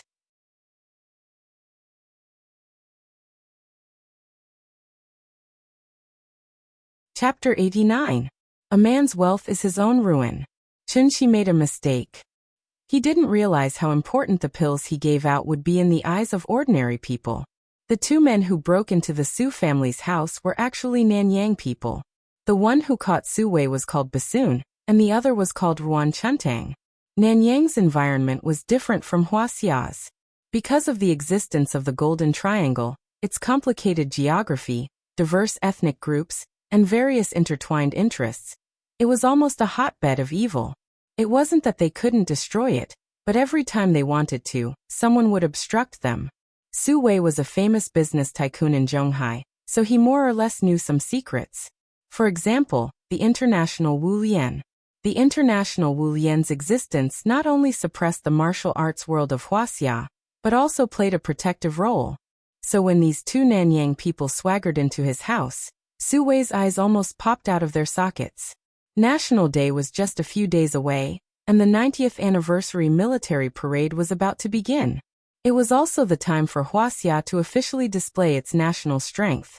At such a critical moment, people from the Nanyang martial arts world actually broke into his house.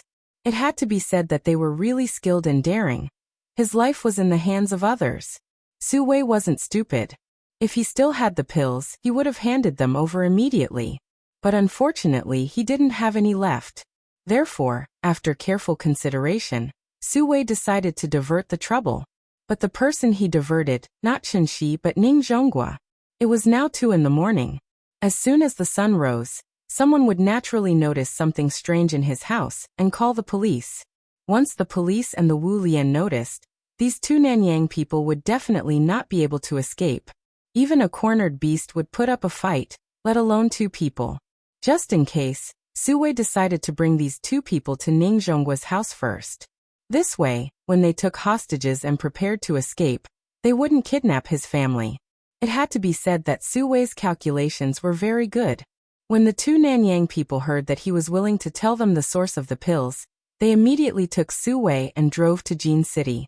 Before they left, they tied Su Wei's bodyguards and nannies together with ropes. Perhaps they didn't want to make a big deal out of it, so they didn't kill anyone. This also made Su Wei feel a lot more relieved. 3 o'clock in the morning. Jin City Villa. Ning Zhonghua was violently thrown off the bed and woke up. When he woke up, apart from seeing the 2 Nanyang people, he also saw Su Wei, who looked somewhat dispirited. When Bassoon ferociously asked about the whereabouts of the pills, Ning Zhonghua immediately guessed the cause and effect. However, he was much smarter than Su Wei. Therefore, Ning Zhonghua did not hesitate and immediately shouted, "I bought the pills, I can take you to the cellar." Su Wei clearly didn't want to expose Chen Shi, and was afraid of offending Chen Shi, so he simply pushed him out to be the sucker. But Ning Zhonghua was not stupid. In just a few blinks of an eye, Ning Zhonghua understood that Su Wei must have used up all the pills. Otherwise, with his status, he wouldn't do such a stupid thing like risking his life for money. Since they didn't have any more pills, then in this world, there was only one person who had them. To be honest, if it wasn't for the urgent situation, Ning Zhonghua would definitely not betray Chen Shi. Unfortunately, there was no other way. He was a fish on the chopping board. His own life was the most important thing. Unfortunately, Chen Shi was now in Shangjing, so Ning Zhonghua could only silently pray that Chen Shi still had some pills in his house. The 2 Nanyang people were obviously confused by these 2 old foxes. Thus, they immediately began to communicate with each other. During this time, Bassoon's eyes were filled with ferocity, but he was stopped by Ruan Chuntang in time. They seemed to know that this trip couldn't be delayed for too long. Therefore, Bassoon calmed down very quickly. After kicking Su Wei and Ning Zhonghua in anger, he grabbed the 2 old foxes and walked out of the bedroom. When Ning Zhonghua passed by the living room, he saw Ning Qiutong, who was tied to a chair and groaning. Thus, he quietly gave her a look, telling her not to be afraid. Then Ning Zhonghua drove the 2 Nanyang people and Su Wei to Kangju District. 4 a.m. in the morning. Kangju District, Block 5, Unit 1, Room 302. A group of people stood outside the iron gate. The dim corridor light allowed Bassoon to see the note on the iron gate. Gone on a long trip. There was a series of numbers at the end. He might have recognized these few simple Chinese characters, so he immediately tore off the piece of paper in a fit of anger. "Are you guys messing with me?" Because of the language barrier, he had nowhere to vent his anger. So when he awkwardly spat out a few inarticulate words, he immediately grabbed Ning Zhonghua by the neck and lifted him up with his right hand. Ruan Chuntang was obviously more reserved than Bassoon. When he saw that Bassoon was about to kill someone, he immediately grabbed Bassoon's arm and shook his head at him. Then, Ruan Chuntang stood in front of the iron gate and gently covered the keyhole with his palm. Click! A light sound was heard. The door was opened by him just like that. Ruan Chuntang broke in. When Bassoon saw this, he snorted loudly and put Ning Zhonghua down. Then he pushed Ning Zhonghua and Su Wei into the house. After Ning Zhonghua and Su Wei entered the house, they stood aside obediently. Meanwhile, the 2 Nanyang people started to rummage through the cabinets. At the same time that Bassoon tore the note. Shangjing Pear Garden.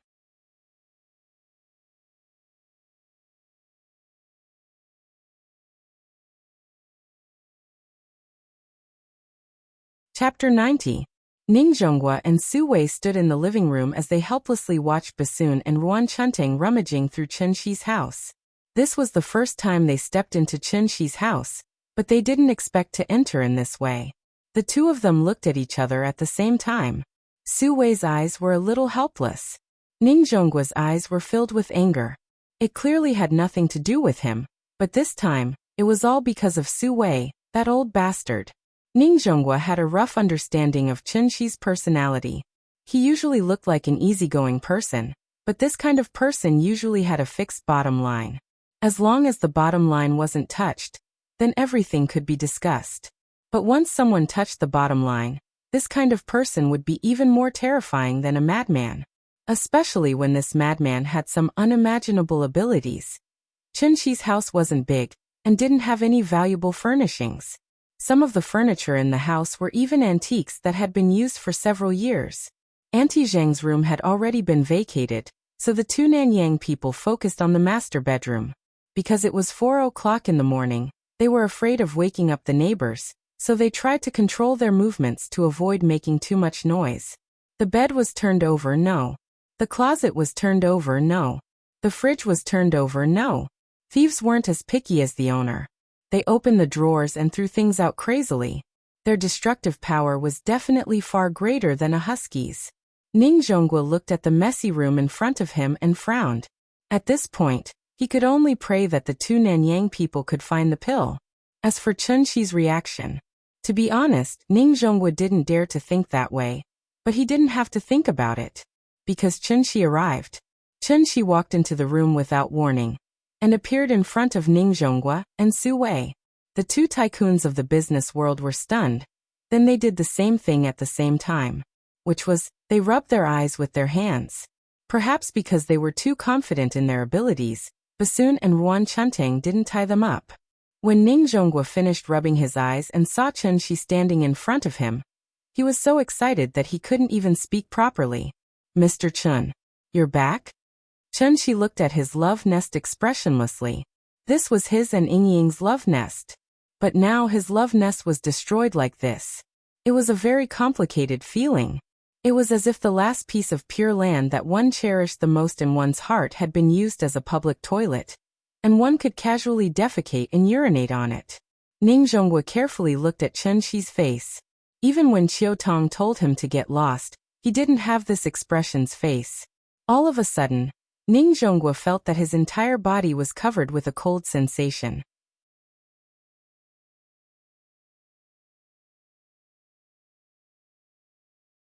Perhaps it was because Ning Zhonghua had gone through the incident with the spirits that he could still muster up the courage to speak. Mr. Chen. However, Chen Shi acted as if he did not hear it at all. After putting down the two daring thieves, he hugged his blanket and sat on the sofa. Then he looked at the big cat expressionlessly and asked, "Do cats eat meat too?" Hearing this, the big cat immediately meowed meekly. As it barked, it glanced at the two people on the ground with a look of disdain. Its appetite was now very picky. Whatever the little guy ate, it would eat. It was so arrogant. All right, drag them out first. Drag them far away and don't let anyone discover them. Meow. The big cat let out an unhappy cry before reluctantly crawling out of the blanket. Then, its body expanded at a speed visible to the naked eye under Ning Zhonghua and Su Wei's terrified gazes. Duh. Monster. He watched as the kitten in front of him suddenly turned into a pure black adult leopard. This time, even Ning Zhonghua was scared stiff. This book will be published on November 1st. If nothing goes wrong, it will be published on January 1st. When I published the book, it was 1 chapter a day. When it was recommended, it changed to 2 chapters a day. Now it's 200,000 words, so it'll be around 250,000 words by January 1st.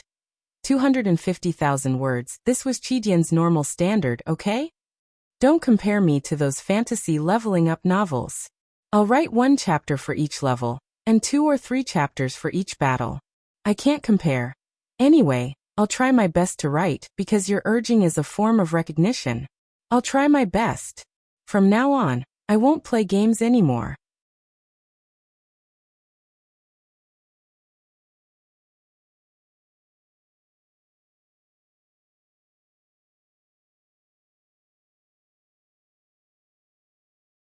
However, it was also because of the various strange methods that Chen Shi showed that night that made Ning Zhonghua feel very regretful. If he had known that Chen Shi had this kind of ability, he would never have brought the two Nanyang people here. Originally, his relationship with Chunxi was very good. However, because of what happened today, Ning Zhonghua clearly felt that Chunxi's attitude towards him had changed a little. They were lucky that he didn't kill them. After getting into the car, Ning Zhonghua thought about it carefully, then turned to look at Su Wei and said seriously, "Old Su, I can write off what happened in the past, but from now on, the two of us will have to work together." Su Wei was stunned. However, immediately after, he understood what Ning Zhonghua meant. Therefore, Su Wei gritted his teeth and said seriously to Ning Zhonghua, "Let's write off what happened, I'll work with you." The annoying guys were all gone. Chunxi gently put the little guy on the sofa, then got up and began to clean up the room. Fortunately, the two Nanyang people were probably worried that they would wake up the neighbors if they made too much noise. Therefore, although the house was a little messy, the things were not damaged.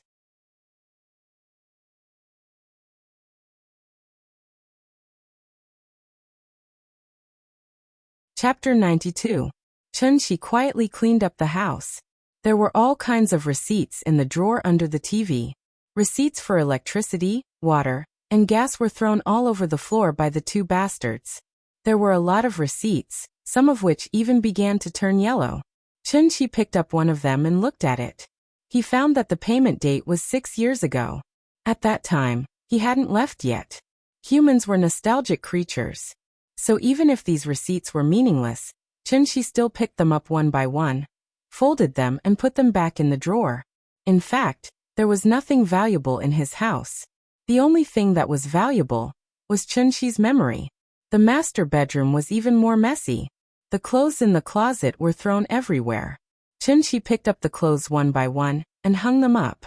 In this pile of colorful clothes, except for his old clothes, there was only the little guy's clothes. As for Yingying's clothes, there was not a single one. After tidying up the closet, Chunxi remade the bed on the floor. Then, he moved the bedside table that was moved aside by Basin back to its original position. When Chunxi was tidying up the bedside table, he suddenly froze. Because he saw the receipt. Tiffany Company. Return to Tiffany series. It means to never forget one's original intention. Cost: 1,450 yuan. That was when he secretly bought it for Yingying on Valentine's Day. Chunxi still remembered Yingying's expression when she received the necklace. After all, 1,450 yuan was enough for him to live on for 2 months. It was a speechless and happy expression. It was sweet. But although Yingying was very happy at the time, she repeatedly asked him not to buy such expensive gifts in the future. So from then on, he didn't buy any expensive gifts anymore. While recalling the past, Chunxi picked up the box that was originally used to store the necklace from the bedside table. The box was empty. After thinking for a while, he put the receipt in and closed the drawer reluctantly. His house had almost been raided. When the two bastards were rummaging through the house, they also kicked up a lot of dust. Therefore, after Chunxi tidied up the room, he took a broom and a mop and carefully cleaned every room. Then, he gently carried the little girl from the sofa to the bed. The blanket that covered the little guy was still from the hotel, but now it was obviously unceremoniously taken over by him. The big cat went out to work for a long time. Around dawn, it finally came back in through the window. At this time, the big cat had already shrunk to the size of a kitten. Therefore, as soon as it got home, it wanted to crawl into the little girl's bed. However, just as the big cat jumped onto the bed, Chunxi suddenly kicked it back down. "Go take a shower." Meow. Hearing this, the big cat meowed angrily. But there was no other way. In this family, Nian was the boss, Chunxi was the second, and it was the third. Therefore, after hearing Chunxi's words, it had to shrug its head and reluctantly ran to the bathroom. This guy was so smart that it could even play with a touchscreen phone, let alone take a shower by itself. Therefore, after a while, there was the sound of running water in the bathroom. The next day, because of the effect of the meditation spell, the little guy slept very soundly. It was not until the sun shone on her, but that she slowly woke up. The sunlight was so dazzling that she could not open her eyes, so after rubbing her eyes, she squinted her eyes, raised her small hands, and stretched her big body. "Papa! Papa!" Calling Papa was always the first thing the little guy did when she woke up. Chun-Shi came over with an iron spoon. After pinching her little face, he said with a smile, "Papa is cooking porridge for you. Wait a moment, it will be right away." After that, Chun-Shi ran into the kitchen again like a gust of wind. The porridge was inseparable from the fire. Only by adding water and rice could the porridge be achieved in one go. Chun-Shi's cooking skills were now comparable to that of a hotel chef, so he also paid a lot of attention when cooking. He kept stirring with a spoon until the porridge in the casserole became a little crispy. Then he nodded with satisfaction.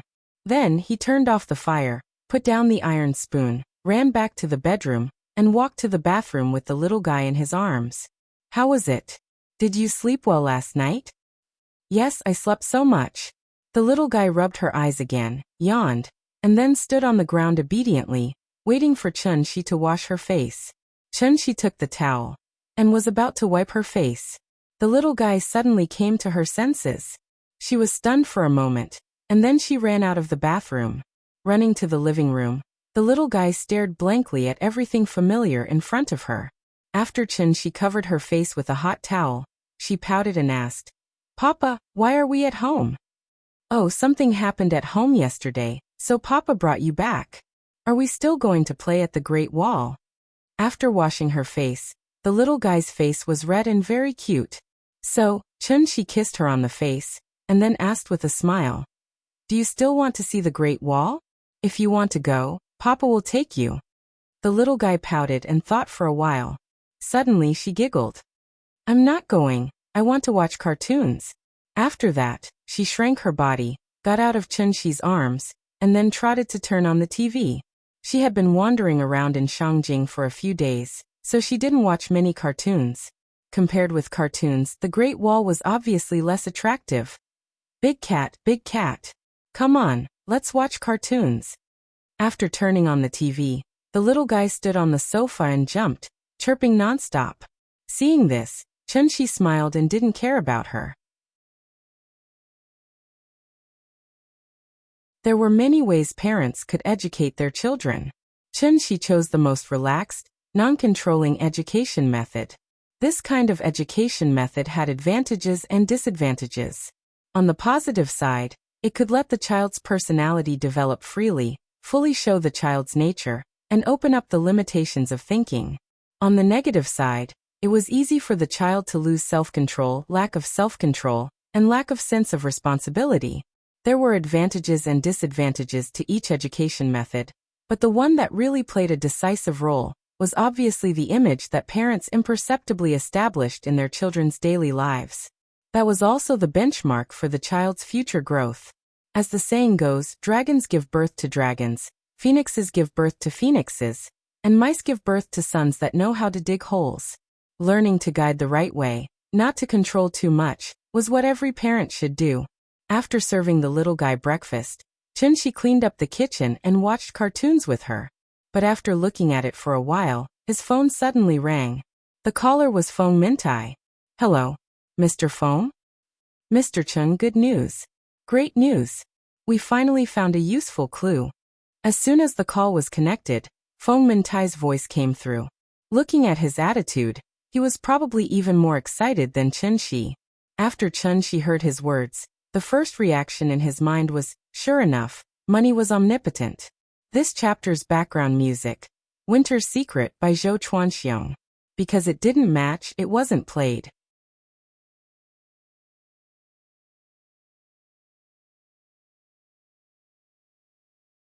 Chapter 93. Feng Mintai's voice was very exaggerated. He seemed to be very excited. However, after thinking about it for a moment, it was actually possible to understand why he was so excited. A clue was worth 1,000,000, but it only took him 3 days to find the first clue. 1,000,000 in 3 days. 330,000 in a day. 14,000 in an hour. Up to 230 yuan in a second. In Feng Mintai's entire life, he had never accepted such a lucrative business deal. This was almost like robbing a bank. However, everything was based on the authenticity of the information. Therefore, when Chun-Shi picked up the phone, he immediately began to talk. "We followed the information you provided and investigated from Zhonghai University all the way to Beijing. After 2 days of searching day and night, We still couldn't find any information about Qin Ruoying. Speaking of this, Feng Mintai deliberately paused and then bragged. Originally, this project was at a dead end, but at such a critical moment, I had a flash of inspiration and thought of another entry point. Chunshi held the phone and waited for a while. Feng Mintai paused again. At this time, Chunshi's curiosity was completely aroused by him. Seeing that he wanted to keep him in suspense, he immediately couldn't help but scold him. Cut the crap, get to the point. Yes, boss, you're right. Feng Mintai laughed a few times. After a light cough, he looked at the information in his hand and continued. Since we can't find Qin Ruoying, why should we focus on her? Therefore, I changed my train of thought and shifted my focus away from Qin Ruoying and placed it on someone else. At this point, Chunshi seemed to have figured out what he found. Therefore, he couldn't wait to ask, did you find Aunt Zhang's information? Yes, Aunt Zhang is actually the most critical breakthrough of this project. According to the information you provided, we took her photo and searched all the way. Finally, I found a clue that had been dusty for a long time in the database of an employment agency. Hey, where did the information go? Wait a minute, I'll find it for you. Speaking of this, Feng Mintai's occupational disease acted up again. He pretended to dawdle for a long time and deliberately made a rummaging sound.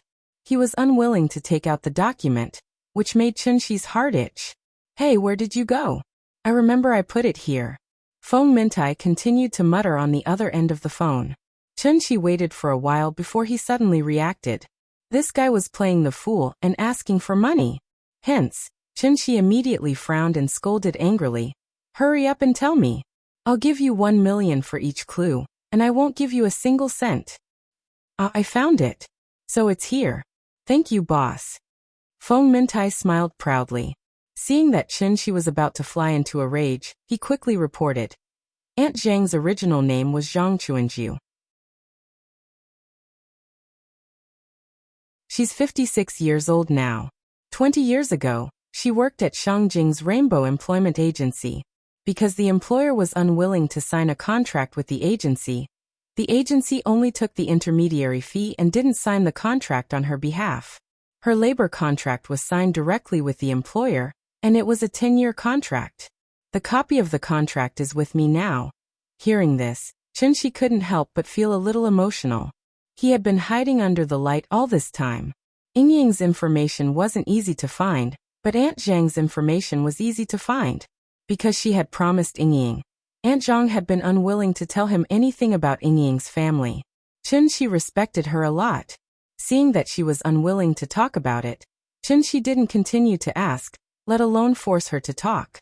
So much so that Chunshi didn't even think of investigating Aunt Zhang and finding clues about Yingying from her. Feng Mintai was indeed an expert in this field.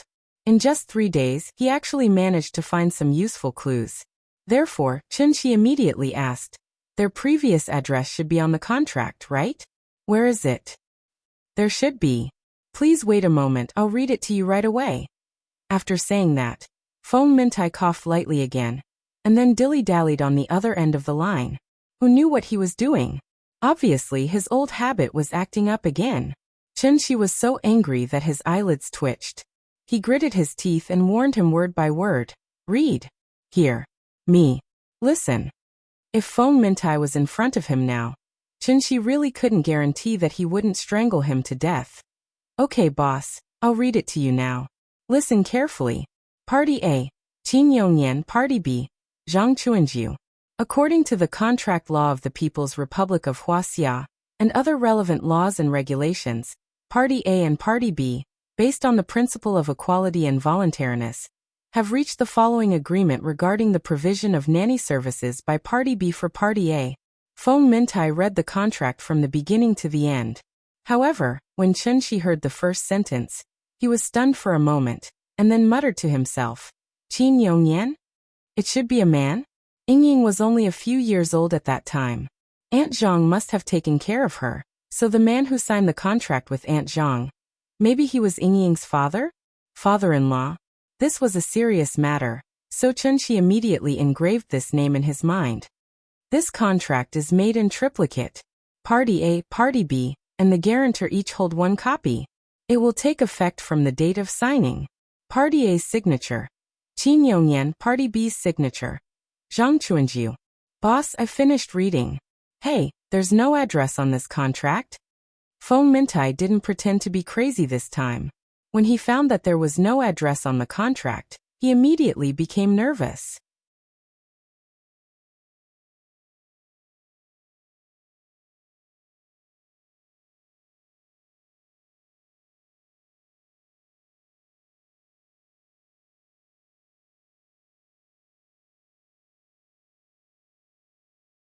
The yard was very clean, and there were not many fallen leaves on the ground. It didn't look like it had been empty for a long time. Chun-Shi carried the little fellow through the yard, and stood directly outside the door of the main room. This was not a bedroom, but the main hall of this Sihiyuan, which was equivalent to the current living room. Chun-Shi gently pushed the door and entered.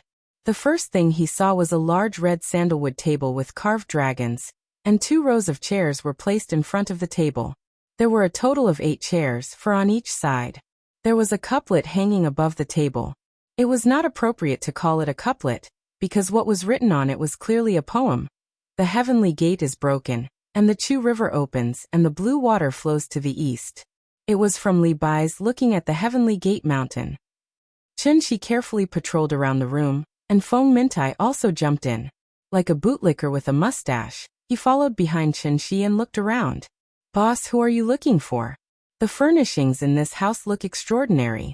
It must have been a rich family in the past. Chun-Shi didn't pay attention to him. Instead, she carefully patrolled around the room. When he walked to the large red sandalwood table, Chun-Shi suddenly froze. There was a necklace on the table. It was the one he gave to Ying. Chun-Shi held the little fellow in his right hand, and gently picked up the necklace from the table with his left hand. He carefully rubbed the pendant of the necklace. At this time, the little fellow suddenly reached out and grabbed the other end of the necklace, and then looked up and asked, "Papa, what is this?" "This is Mom's necklace. I gave it to her." Hearing this, the little fellow pouted and thought for a moment. Then she pulled the necklace from Chun-Shi's hand and hid it in her arms like a treasure. "Mama's is mine. I want this." "Well, it's yours from now on. Come on, Dad will put it on for you." Chun-Shi gently put the little fellow on the ground, and then took the necklace from her hand. The little fellow looked up happily, as happy as when the kindergarten teacher put the little red flower on her. Chun-Shi squatted on the ground, ready to put the necklace on her. At this time, the little fellow saw the strange look on Chun-Shi's face.